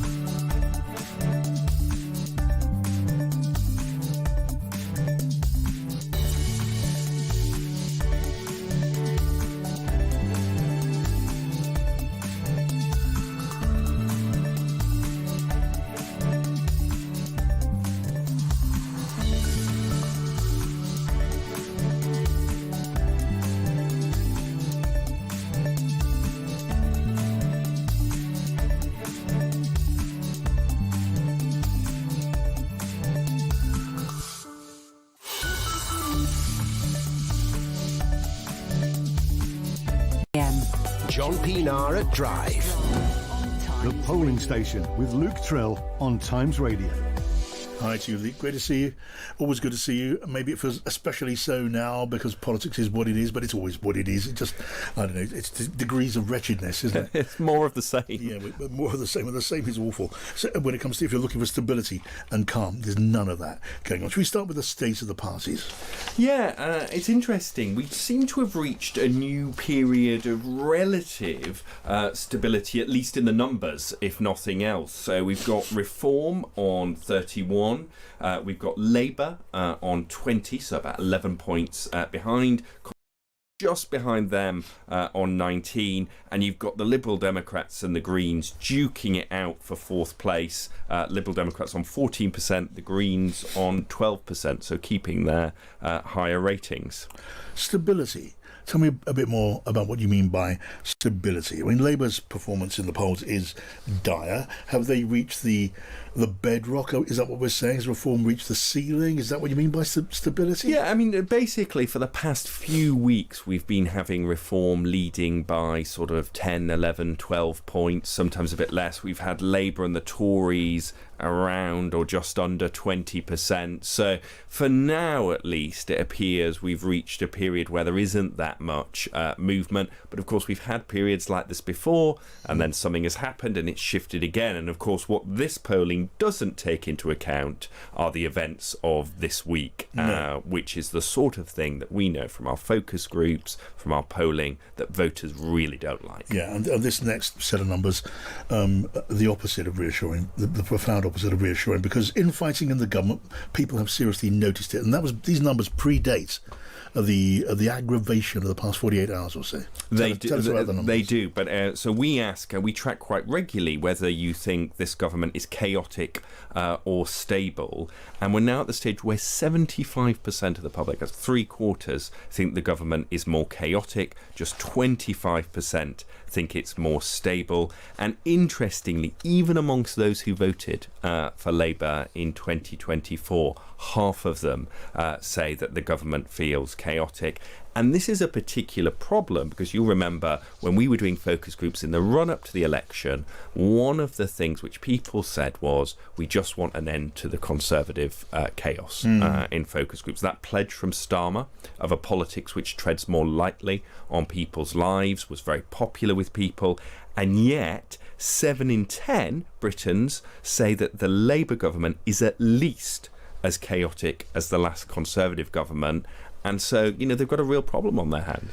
Yeah, well, that perception is so important in politics. If you try and put, I don't know, the chaos and instability of now with the Labour Party in power, the Labour government, against the very recent years of Prime Ministers being hounded, almost dragged out of the door of Number 10 Downing Street, the lettuce duration of Liz Truss, you think they haven't quite reached that. But if the public think it's as bad, it might as well have been as bad. Yeah, and I think exactly that. It's the perception that matters. And I just think perhaps there were lots of people in the run-up to the election that thought, look, whether I like Labour or not, at least it's going to be calmer. And there hasn't been that since. If you remember, it started with the freebie stuff. You had the welfare rebellion, the winter fuel U-turn, Angela Rayner, Louise Haigh, and now this latest round of briefing from Downing Street just creates an image with the public that, maybe this is just politics now. The Tories were like that, Labour's like that. And what that does in turn, we find, is it de-risks people voting for the Greens or Reform, because people go, well, how bad can it be compared to what we've got? Right. Now, we've been talking about the BBC pretty much every day this week, and you've got some interesting numbers about public perceptions of the Beeb. Tell me more. Yeah, absolutely. So at top level, it's not terrible news for the BBC. We find that 54% of Britons say they trust the BBC. Just 22% say that they distrust it. And we find that when we ask people about various outlets, BBC News and ITV News are up there with the highest levels of trust. I should say Times Radio was not on this list. I'm sure it would have come very high were it. But there's a specific problem for the BBC, which is people who are voting for Reform UK. Yeah. So all of the groups of voters have quite high trust in the BBC. Reform UK voters have net trust of basically zero. That's neither positive or negative, but it is very different from supporters of the other parties. Reform UK voters are much more likely to trust, for instance, GB News than the BBC. And also, when we asked, do the BBC cover Nigel Farage? Are they too soft or are they too harsh? Reform voters much more likely to say they think that the BBC is too harsh to Nigel Farage, but too soft to politicians in general. Right. Let's talk a little bit about other matters. Something that maybe used to fall under the heading of politics as normal. Matters that really are rather important, although they don't get to the very top because chaos is at the top of the agenda. But the school curriculum and changing the school curriculum and what people think about that. Because, if you've got kids, you're concerned with that. Tell me more. Absolutely. And the big curriculum review reported last week. And what we found is a bit of a mixed picture on its recommendations. So certainly that recommendation on including financial literacy really popular with parents. In fact, people even said that financial literacy should go on even if it takes time away from traditional subjects. Also support for teaching about AI and misinformation, but in those cases not if it took away time from traditional subjects. But I think the really interesting thing is one of the core recommendations of that review was to get rid of the EBAC. That is the sort of expectation that almost all pupils should study maths, English, science, a language, and either history or geography up to 16. There's an argument that was taking time away from art subjects. Actually, the public don't support removing the EBAC, removing that expectation. 66% think people should study those subjects. Right, and the balance between arts and other subjects, people's views on that? Yeah, so again, is this sense that the arts have been squeezed out. When you ask the public, nearly half say the balance between art, science and the humanities is about right, should be kept the same. 30% want to increase time given to science and the humanities over the arts. Just 9% think we should give more time to the arts, or I should say Gen Z Britons, that is those aged under 28, the most recently in school, are slightly more likely to say they think schools should spend more time on the arts. Right, and now we've only got not very long left, but an interesting question, which voters are the kindest? Yeah, so we asked people, are you more kind than the average Brit, about as kind as the average Briton, or more unkind? And overall, about half people say they're more kind, but Green Party voters, 60% say they are more kind than the average Briton. They're the most likely to say that they're kind. And it's interesting, people who post online about politics are more likely to say that they're kind than other types of voters, which suggests to me there might need to be a little bit more self-awareness in answering some of these questions as well. And just very, very quickly, because teeing up, a next conversation on Pienaar and Friends, Keir Starmer, should he stay or should he go? What do people think?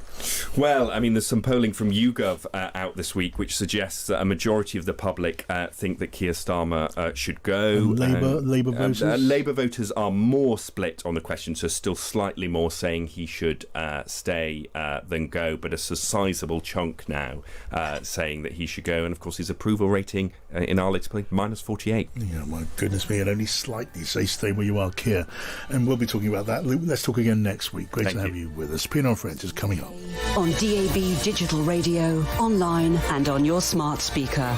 This is Times Radio, the voice of the Times. It is 6 o'clock. I'm John Pienaar. Welcome to Pienaar and Friends. Tonight, that is my Times Radio colleague Adam Bolton and Anna Mikhailova, our political editor here at Times Radio. Keir Starmer, the American move, so many of those to catch up with, as there are every night. And we want to hear what you're thinking. To text or a tweet, join the conversation, and we can all chat after the news with Stuart Willey. This is Times Radio.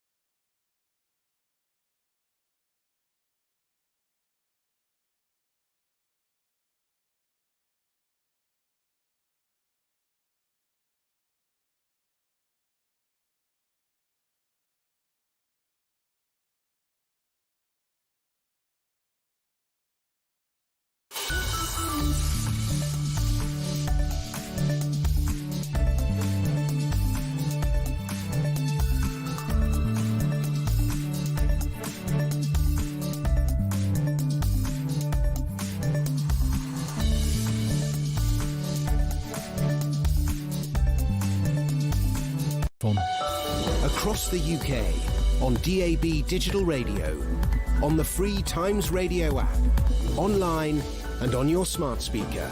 Quality journalism, analysis and opinion that speaks for itself. John Pienaar at Drive on Times Radio. It's good to have you with us here on Pienaar and Friends, an hour of good conversation and very good company. Tonight, Anna Mihailova is back fulfilling that role, our political editor, and we're joined by Adam Bolton, who you can catch presenting the Sunday morning political show from 10 right here on Times Radio. I'll come to you first, Anna. What's your thought for the day? Well, my thought for the day, I mean, it has to be about what's been going on in Westminster this week and Downing Street, and it has been absolutely extraordinary. We were just talking about it and trying to get into that knot of who exactly thought this was a good idea to put out that briefing about West Streeting, and that Starmer would fight, to borrow the Donald Trump phrase, and how, whether it's backfired or whether it's some very, very 4D chess, as there was some suggestion yesterday. It is extraordinary, and I think, how are we getting to the point where things move so fast? Every single week there seems to be a crisis, and I think it is broader than just the government and Downing Street. Everything is just so much more fast paced. I think this is more a call out for answers rather than giving one myself. But to give one little tiny example that I find extraordinary in terms of how fast this is all moving. A couple of weeks ago, I made, I think, quite what I thought at the time was a very counterintuitive point of pointing out that someone had told me Angela Rayner could be back within about 6 months after she had quit in Scandal, and that looked preposterous. But now I can't tell you how many people just casually mention Angela Rayner as a prospect, and most serious people still don't think that she would get the top job or be even particularly, like, she would have the sense to know that she's not yet in the running for the top job. But it is really interesting how we're barely, not even 2 months since she quit, and already she's effectively being rehabilitated. Adam, what is your thought for the day? Well, you can rely on me. We are, by the way, going to come back to that. We're not just going to so much dip into it as dive into it and stay with it for a while, but very shortly. Adam, your thought for the day? Well, that's why I just thought I'd quickly lower the tone. And my thoughts are about Hitler's medical condition and genitalia, which has been the subject of reports in the newspapers today, including a detailed one in the Times. And my thoughts on this are, first of all, I would make no apology for the scientists and the documentary makers who've looked into this. I think if you've got a chance to examine Hitler's DNA, I can't see any reason why you wouldn't do it. And, it's interesting that apparently suggests that the old ditty of Hitler's only got one ball could have some accuracy in it, which makes me think that perhaps British intelligence services who created that ditty were in propaganda during the war were actually rather better informed than they might have thought they'd be. That said, I think there's a very, very important proviso here, which is the suggestion that people's medical conditions in any way leads to their behaviour or their political what they do, and in Hitler's case obviously dreadful things, I just think is proven nonsense, because we know that there are lots of people who have fought against very difficult physical illnesses and disabilities, who've done many splendid things, and I think people with one medical problem or another are no different in their behaviour, other than having obviously to mitigate for whatever their problem is, their medical problem is, than all the rest of us. And I think we should enjoy these revelations, but we certainly shouldn't read anything into them. Yeah, interesting point of view. I mean, looking at the story, that line of argument struck me as one of the interesting lines of argument. The idea that Hitler's the problems with his sexual anatomy meant that he couldn't have a sex life, and that might account for his monomania when it came to his political view and his pursuit of power. And joining those dots struck me as at least an interesting line of argument. But I think you're saying something slightly different, aren't you? Well, I'm saying I actually think it's wrong to do that. Yeah. Because I don't think I don't think it's as obvious or as easy as that. And Hitler had a moustache after all. So he got married. He had a girlfriend, Eva Braun. So I just really don't think. I think I want to know what sort of deformity Richard III had, but I think the kind of Shakespeare connection between deformity and being a bad person is really wrong, and I don't think we should encourage it.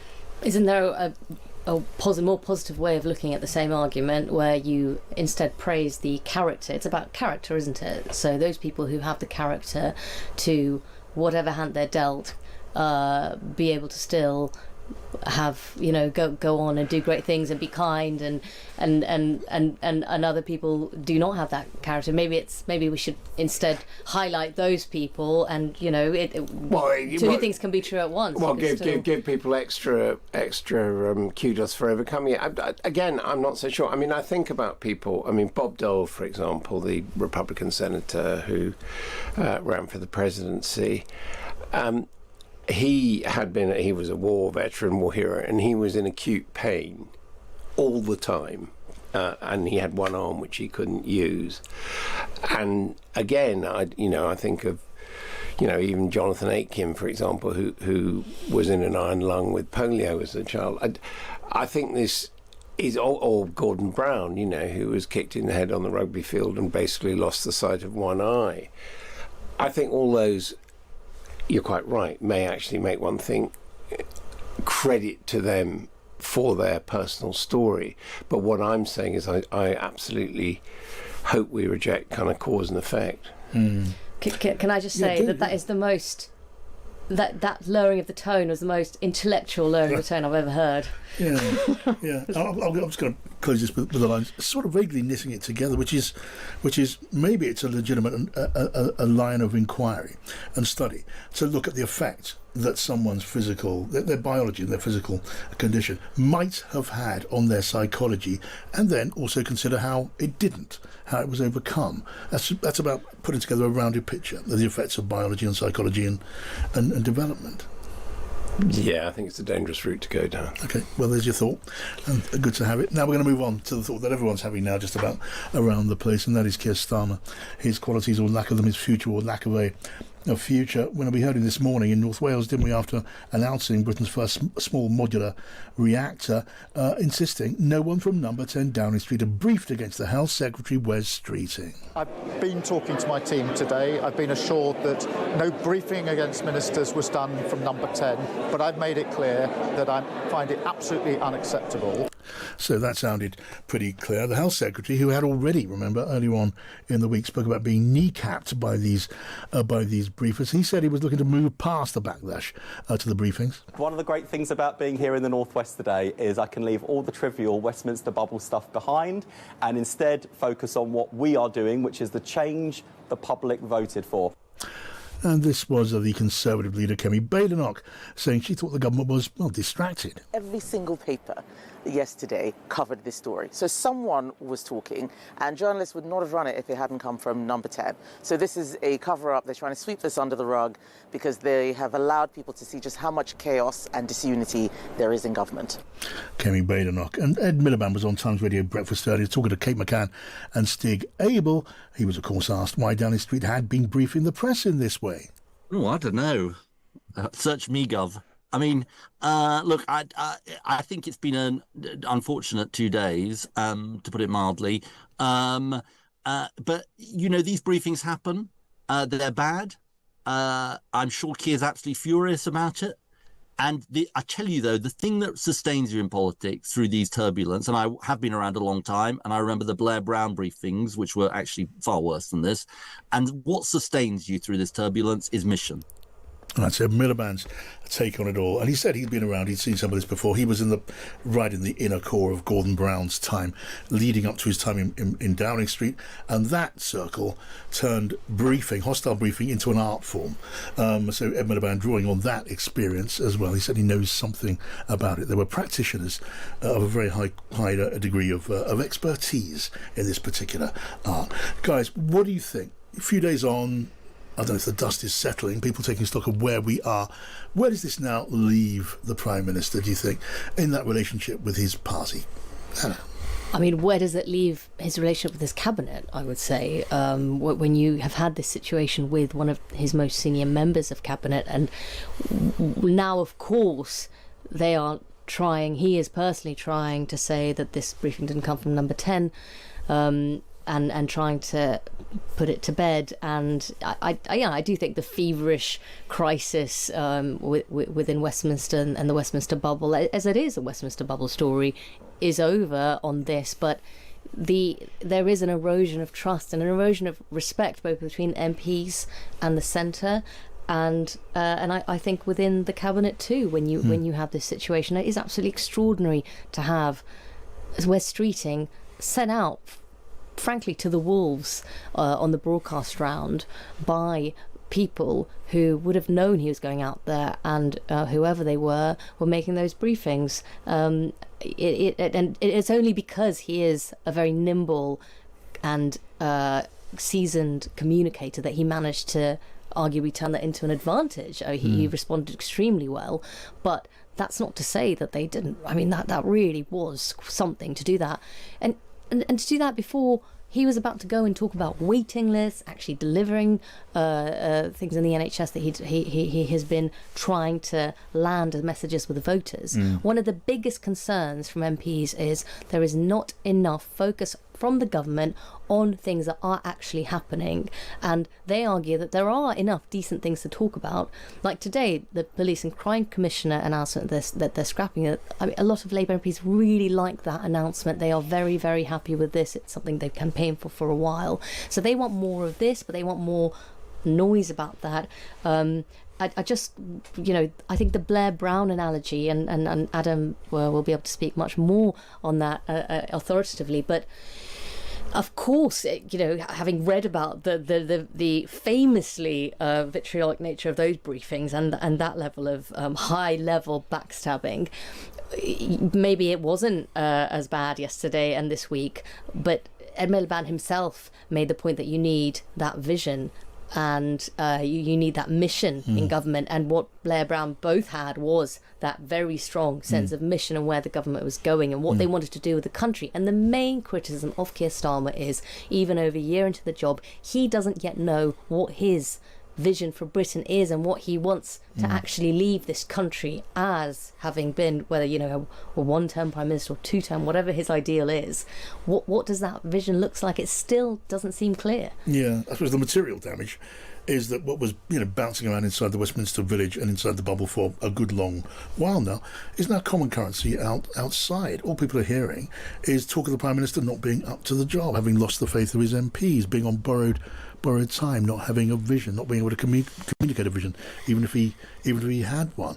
And all of these cabinet ministers, according to Number 10 Downing Street's almost public declaration, nailed to the door of Number 10, are just waiting to step in. What has been the material effects of all this, Adam, do you think?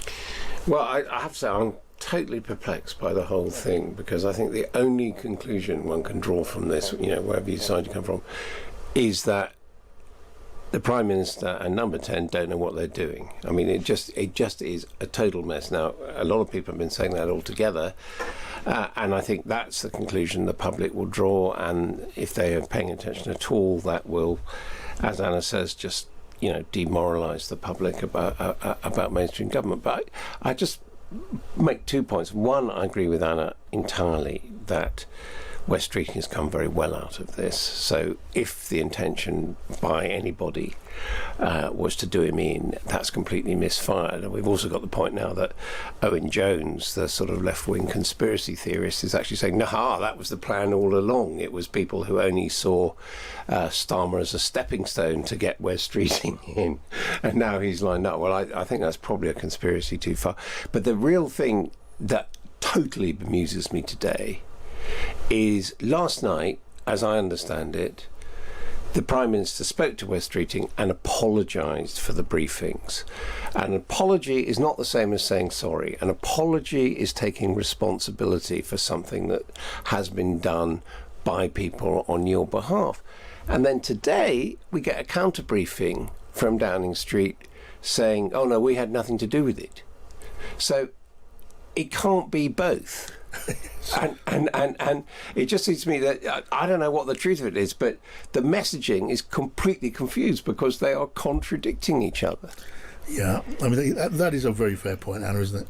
Yeah, and I'll just point you to something John McTernan, who was in Downing Street in the end of the Blair years, who said that, you know, in response to this line today, that no member of Downing Street staff had been behind the toxic briefings. He says, not how it works. He says that it could have been repudiated at 9 o'clock on Wednesday night if it was nothing to do with number 10. And of course that's right. There could have been a strong categorical denial. And I have to say, the implication of Downing Street saying it had nothing to do with it is calling a whole series of very senior journalists liars. Yes. And whatever we may think personally of our colleagues, I just simply don't think that those people... I mean, the political editor of the BBC would not make something up. Yes.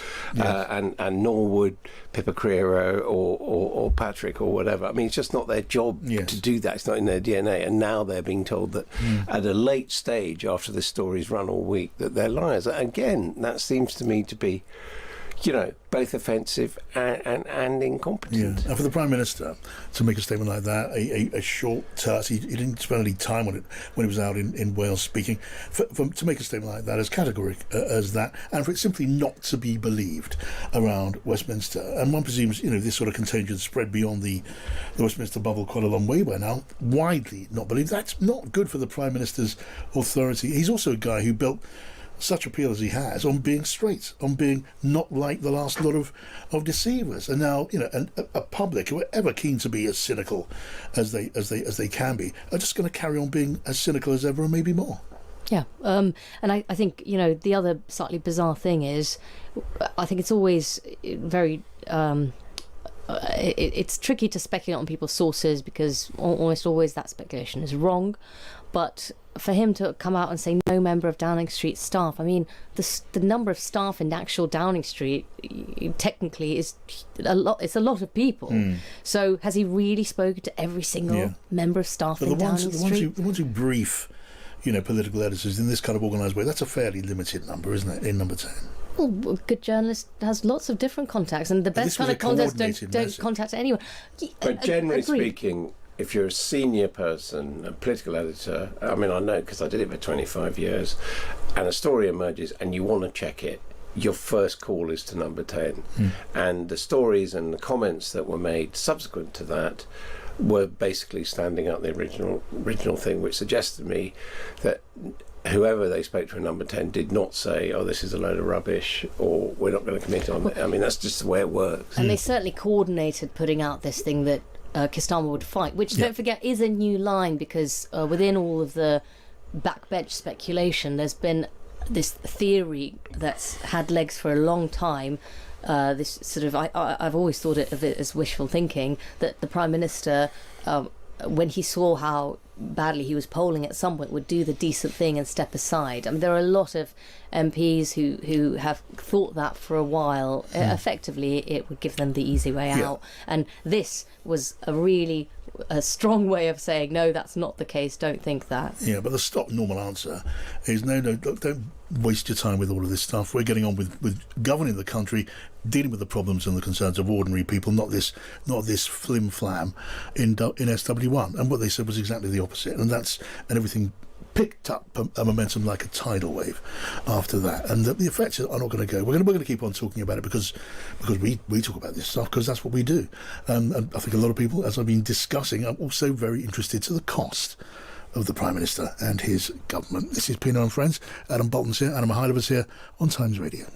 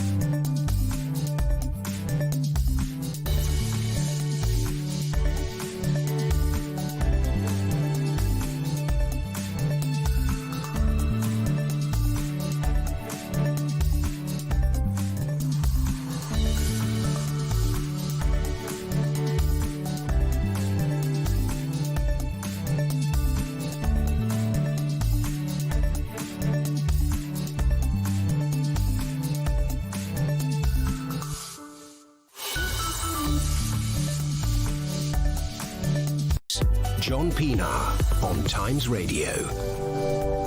And here with me on Pienaar and Friends, Anna Mihailova, political editor, and Adam Bolton. Just while we were on that break, we were just talking a little bit about trust, and maybe the hemorrhage of trust between backbenchers and the hierarchy, those who wear in some way a government hat, over all of this. Anna, and just you said something interesting. Tell us about that. So this subject of how backbenchers feel Downing Street treats them has been one of the really big problems for Keir Starmer pretty much since last summer, and backbenchers have felt neglected and not listened to, and there has been a real effort since the reshuffle to engage more. So ministers, you've heard that Keir Starmer tends to now go to the tea room and have a chat with MPs, sometimes join them for lunch on a Wednesday after PM Qs. You also have ministers actually holding surgeries for MPs, like MPs do their constituents. They do that in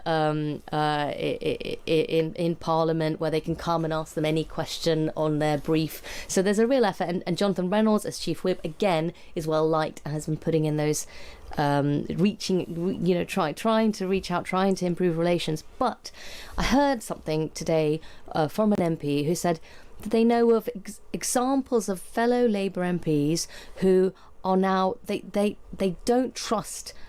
Some of them like Jonathan Reynolds, but they don't trust other whips in the whip's office because they see them as too close to number 10, and that those MPs are actually refusing to speak to their whips on the grounds of that they're and I sort of said, well, what does that involve? Are they just blanking their calls? They said, well, no, they're sort of engaging in the very, very basics, but in that normal relationship that an MP is meant to have with their whip, where they do actually talk about how they're thinking and how they might vote on certain things, that relationship with some of those MPs and their whips is completely broken down. And if you remember, in the reshuffle, there were some people promoted to the whip's office who were seen as far too close to number 10. And what were these MPs who sent the whips to Coventry? What do they hope to gain from that? What do they fear from interacting as normal with the whips, the business managers?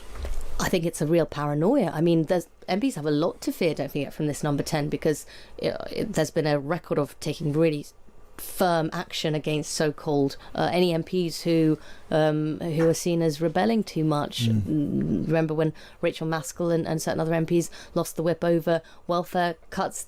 It was specifically told it wasn't just because of that vote, there were other things. So there's a real, I mean, some of it might be paranoia, but I think it is definitely rooted in an attitude that number 10 and Keir Starmer personally have displayed towards the backbenchers. I mean, the counter to that, of course, is if they do stop communication with the whips will notice, and they'll think, oh, they must be up to something, and then the whole thing goes on. I mean, I would just like to make one point, which is that I think all of this is because Keir Starmer has not established, if you like, a sufficient outline of where power lies and what power should be and what people should do, because, for example, Morgan McSweeney sometimes briefs parliamentarians on behalf of the Prime Minister, which is not something that, even Alistair Campbell used to do. He'd brief us, but, if MPs or Lords wanted to speak to the Prime Minister, they would speak to the Prime Minister. They wouldn't speak to an unelected official, special advisor. And I think people are beginning to get confused, and all of this is damage to integrity. For example, there is a story running at the moment suggesting that Tim Allen, who's the latest person to come in to head the Downing Street media operation, I think he's called Chief Executive or something, that he has a minority shareholding in a company which he actually founded called Strand PR, which is a lobbyist, and that also Tom Baldwin, who doesn't have an official role in the government but pops up in various places, works for that company, and he is known to be close to Keir Starmer. He wrote his biography and all the rest of it. Now, my point is, what's the story here? I mean, we knew that Tim Allen was someone who was a senior lobbyist. It's not illegal to work for the government, perhaps it should be, but it's by no means illegal to have a shareholding in something that you previously worked in. And Tim Allen has a record, of integrity, and similarly we can see this over all the stuff about David Cogan being appointed to be the football regulator. We've had Keir Starmer and Lisa Nandy falling on themselves, apologising, saying, we understand that they donated to our leadership campaigns and therefore we shouldn't have approved him. Well, is that right, really? I mean, does that mean that if there's a government appointment in the hands of the government, and they should not weigh in at all with who should do the job if they think that person is the right person for the job? I mean, it just seems to me that we're getting, the flash headline is Keir Starmer had donations from David Cogan, or Lisa Nandy had donations, they must be corrupt, or Tim Allen has a shareholding in a lobby firm, he must be corrupt. Now, Starmer is partly to blame for that because of the way in which he did that famous thing of saying, I'm going to be cleaner than clean, all the rest of it. So he set himself up. But I just sort of sometimes think that we all need to take a step back and say that, there will be, if we want people who are capable of doing the job, they ought to be people who can have political backgrounds, and I would say exactly the same about Michael Prescott and Robbie Gibb at the BBC. I don't think the fact that they have political connections is the wrong thing. The question is if they start using those against the institution or trying to profit it for them, to which they've agreed to serve. Okay, that's interesting, powerfully put points. I wonder if you agree with what you're hearing there from Adam on that, just descent into an encouragement of deeper and deeper cynicism. Tell me what you think. Send me a text, 87222. Start with the word Times. You've been writing in. Lovely to hear from you in this way. Scott says, nature abhors a vacuum. If Starmer can't fill it, the extremes will. Step aside now and save us from reform. Paul says, at this rate, my money's on Lammy for next PM. Not sure where that came from. David thinks Starmer came to government with a false prospectus and no plan. He and Reeves have us caught in a huge doom loop. They should all go. We need an election. And this is from Harriet, who sent us in a voice note. Always very happy to hear those. This is what Harriet's thinking. I think if we look back to years past where Labour have been in self-destruct mode before, Keir Starmer was sort of put in post, and he never really was sort of character that was set to be Prime Minister. He didn't quite have it in him then. It's not really a surprise that he's not fulfilling that role now.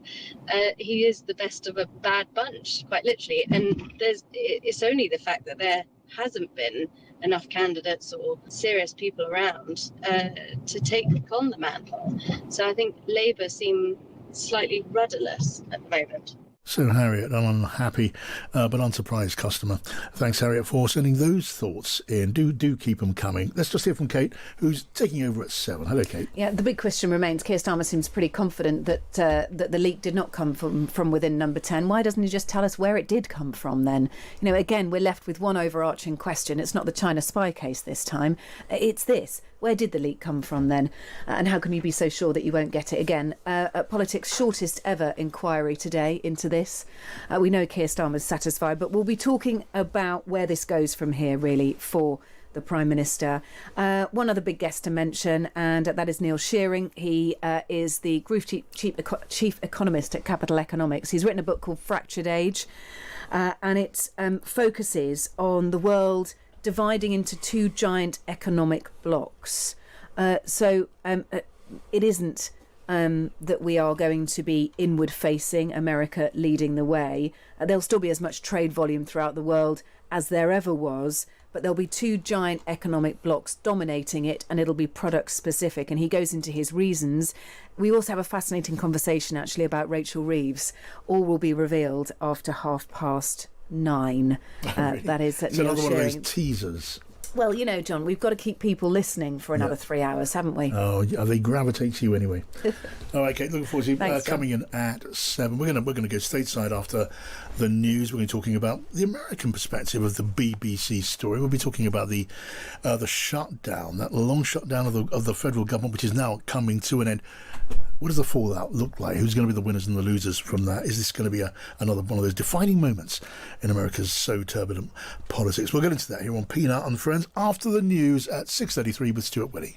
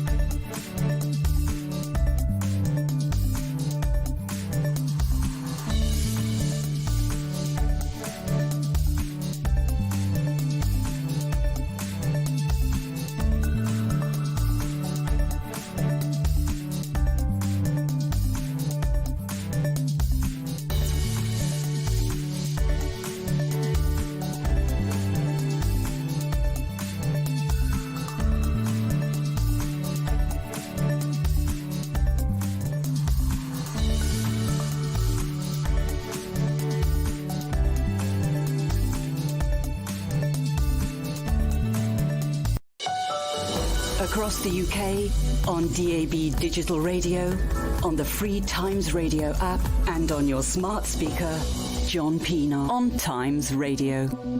Now, here is a really useful tip. Do not miss Times Radio's gender debate next Thursday night. Jo Coburn hosting it.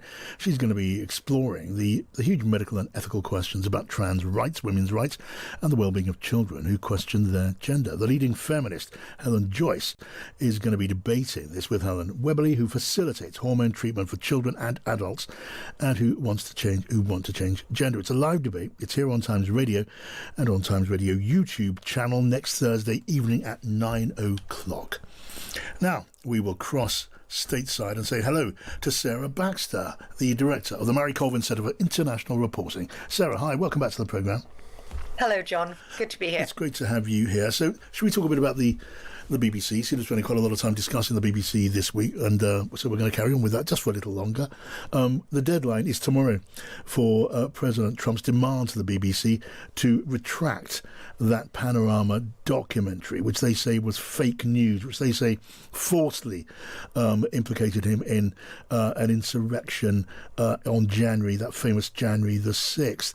President Trump spoke about this on Fox earlier this week. They actually changed my January 6th speech, which was a beautiful speech, which was a very calming speech, and they made it sound radical.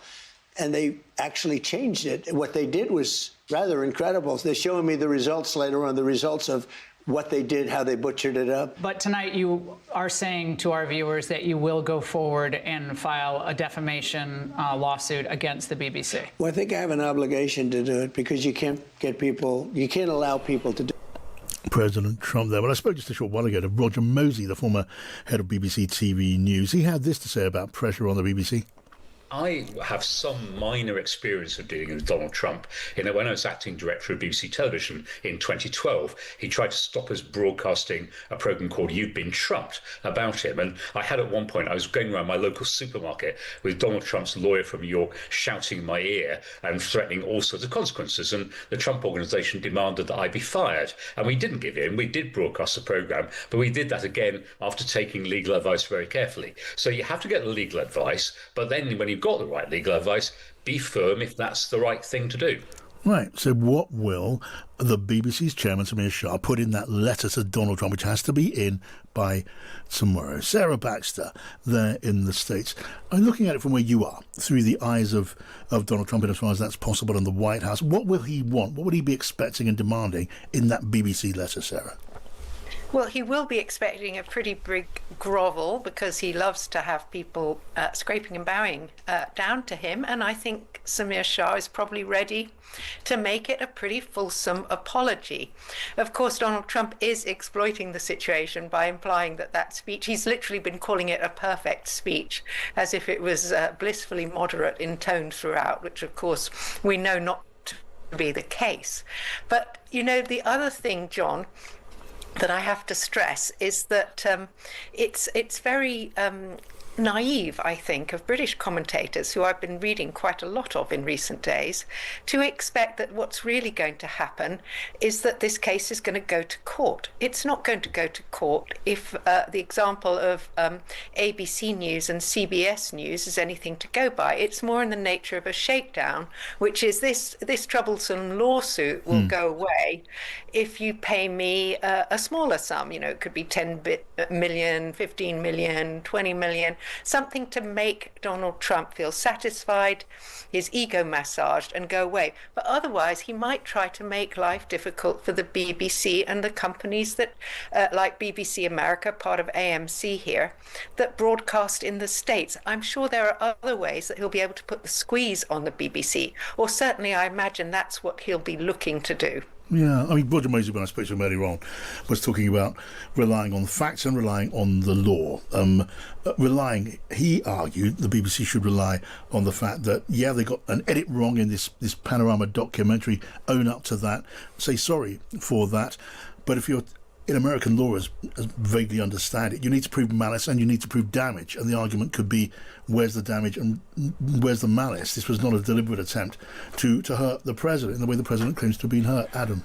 I also think it's much more difficult for the BBC to pay money because it's the licence payers' money. And I think it would not be good for the BBC's public standing to be seen to be using money which all of us basically have to pay off a president for a mistake. So I think it's a very difficult position for them unless they can get away with a really small amount, you know, which I would probably put at about 2 million. And I think it would be of great use if they could say we're going to donate that to a charity rather than to Donald Trump. I mean, what Trump has been doing with this money is it's saying it's for his presidential library when he retires. But I think to give him money would be really problematic. Also, I actually think, although the BBC could face, you know, being cold-shouldered by their reporters. I mean, after all, Caroline Levitt has said appalling things about the BBC, that it's state-funded and fake news and communist and all that. That might be a price worth paying to establish their independence and their impartiality. And again, it's not as damaging as what, you know, if you're an American network operating in America subject to American regulation, you know, you really can't afford to have the government going after you, however illegitimate it is. But actually the BBC in America, its exposure probably, you know, could actually survive that. It's not an essential part of its business, its operation in America. So I think there's a bigger chance that the BBC might say, yeah, we apologise and leave it at that, and actually challenge Trump and Trump's people to actually go to court. And I'm not sure that Trump's got a very good case, A. And B, I suspect the judgment would be, what's it going to cost the BBC to defend this case versus what they would pay, could pay to get them off the back. And it's certainly nothing like $1 billion. Yeah. I mean, I just think what's not good for the BBC's public standing is the fact that they edited his speech in a documentary. I mean, it's the actual appalling nature of this case, and I'm astonished that there hasn't been an apology yet. I mean, how has there not been an apology? Imagine if they had done that to King Charles, and whatever the reasoning behind it, if King Charles had asked for an apology, they would have given it by now. So they're letting the fact that it's Donald Trump completely cloud their judgment on this. I suspect the delay is because there is a legal letter involved, there's a legal deadline, and there are going to be other things in that legal letter. Sure, but you could still come out and make an apology. Well, they have apologised publicly and said they made a mistake, not directly to Trump. But it's different. They should apologise personally. Yeah, except he didn't actually see it when it went out. That doesn't matter. Well, that doesn't matter because it erodes trust. It really erodes. We talk a lot about trust, and it really erodes trust, not just in the BBC, but in everybody. Yeah, there is the question at the heart of this, at the root of this, Sarah, I guess, isn't there?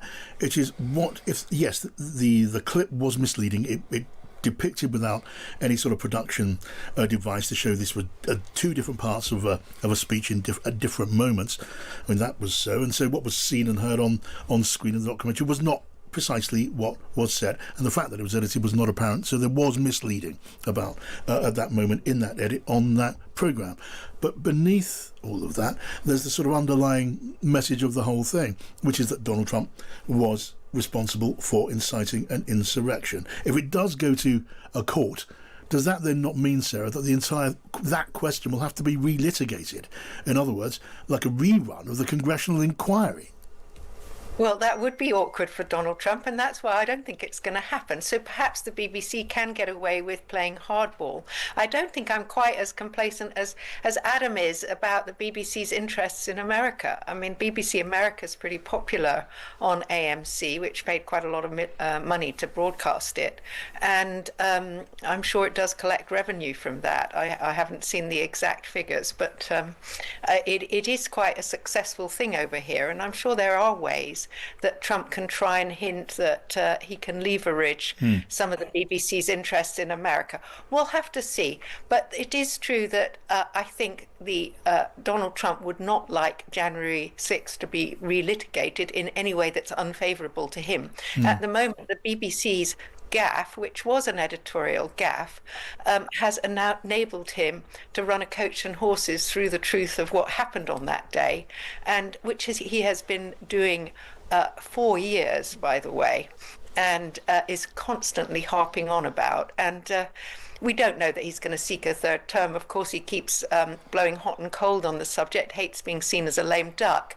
But one of the excuses he constantly comes back to is that the 2020 election was stolen from him, and therefore he has a right to a third term. So good luck with that one, Donald. But it is part of his grievance message. Okay, we're interested to see what that letter actually says, assuming we are going to see it tomorrow when the deadline hits.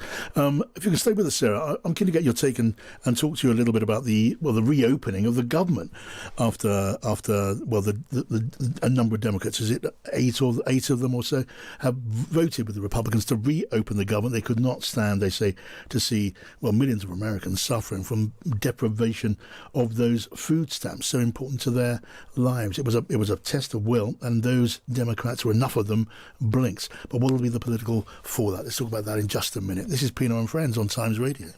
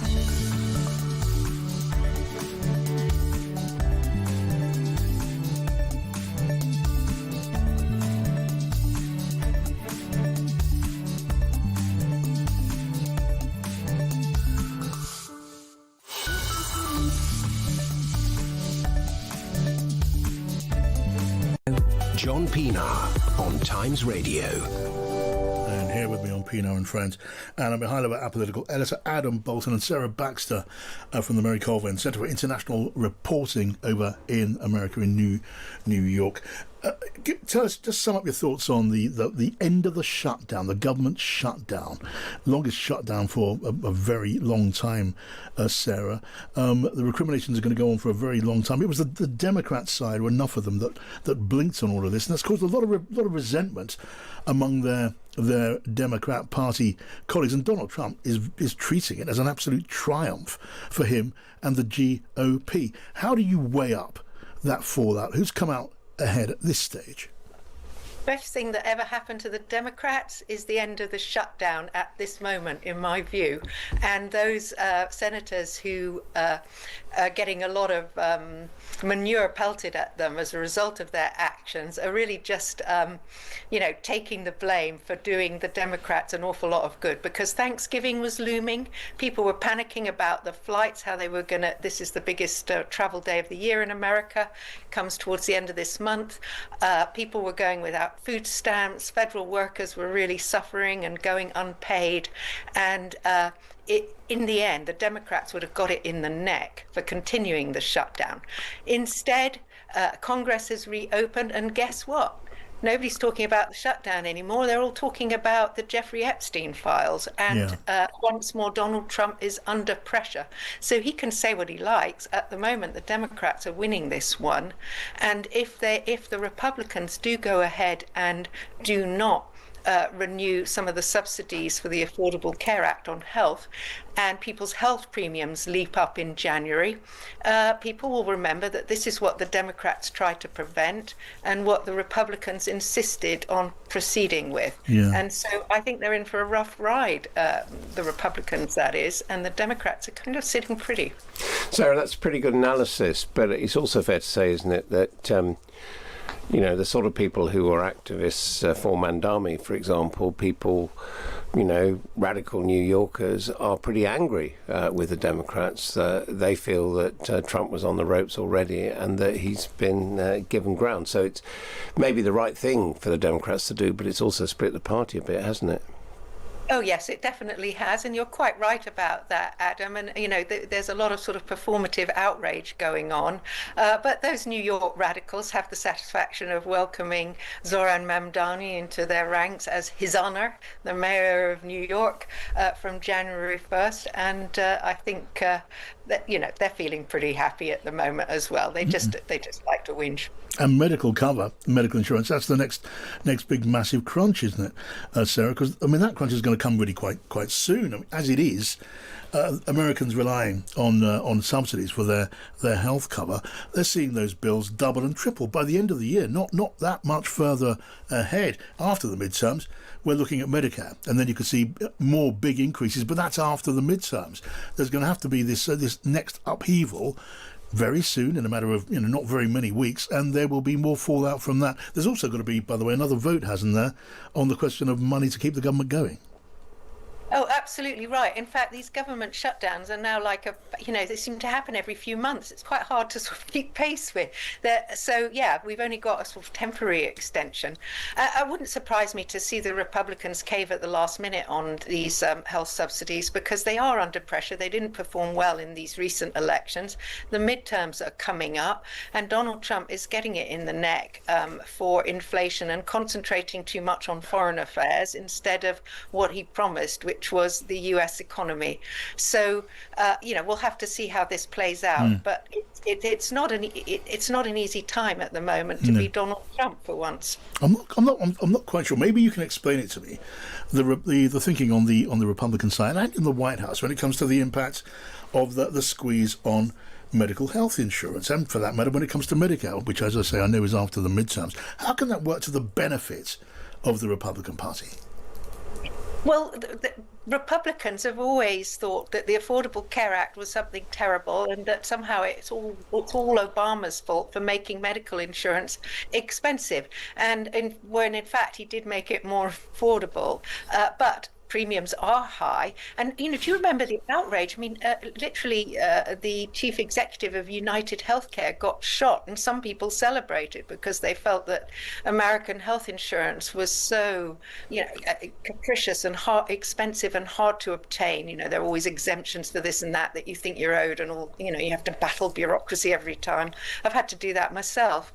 And so but at the same time, I think Marjorie Taylor Greene in Georgia has been a good weather vane on this, kind of because she was big MAGA, but is saying, look, these increases in health insurance premiums that are coming down the pipeline are really going to hurt her voters, which are rural, MAGA voting Georgians. So that's why I think in the end we might see the Republicans cave. But they're obsessed with the fact that the Affordable Care Act was somehow socialist medicine. They're longing to abolish it, and they've never found anything better to put in its place. Okay, great to talk to you, Sarah. Great to catch up on all that's going on there stateside. Let's talk again very soon, because there's bound to be something more, maybe more, quite a few more things to talk about before you know it. Sarah Baxter there in New York.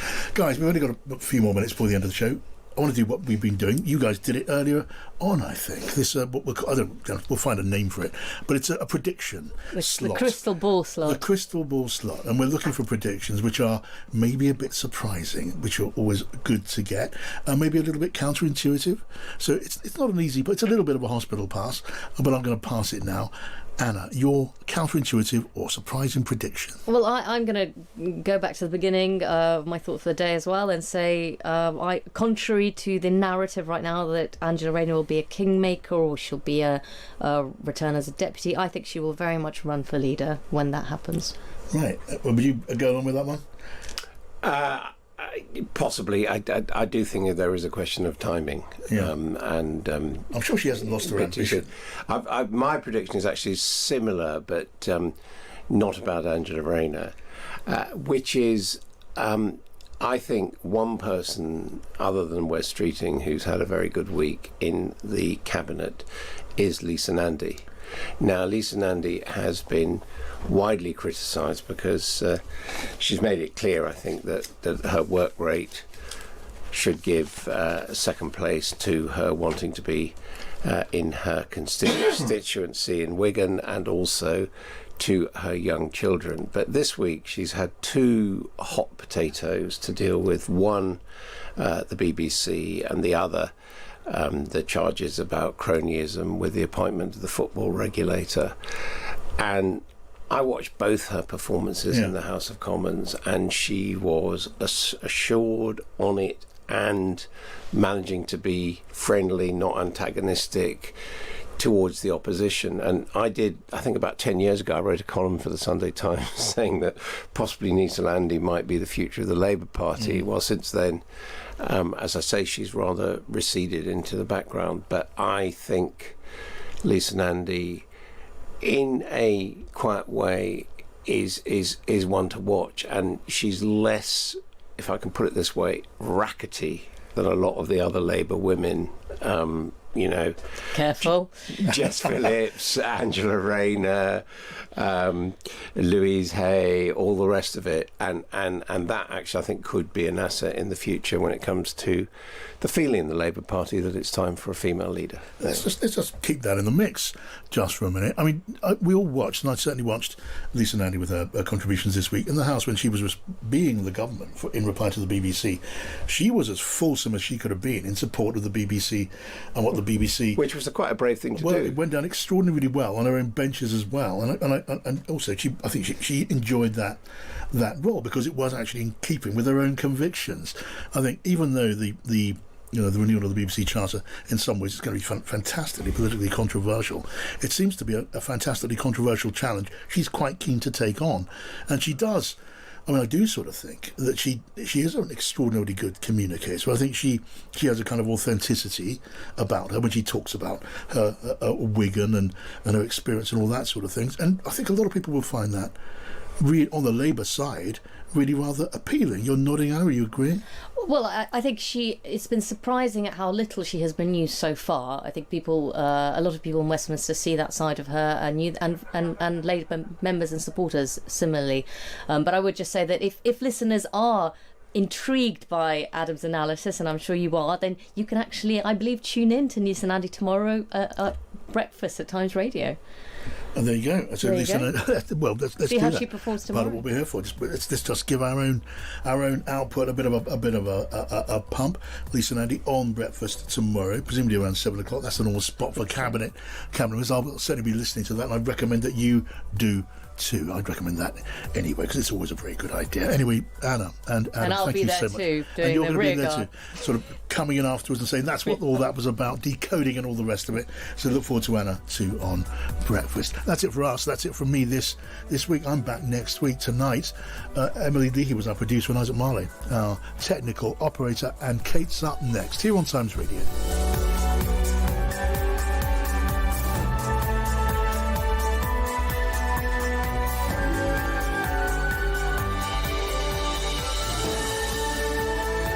Across the UK, on DAB, online and on your smart speaker. This is Times Radio, the voice of the Times.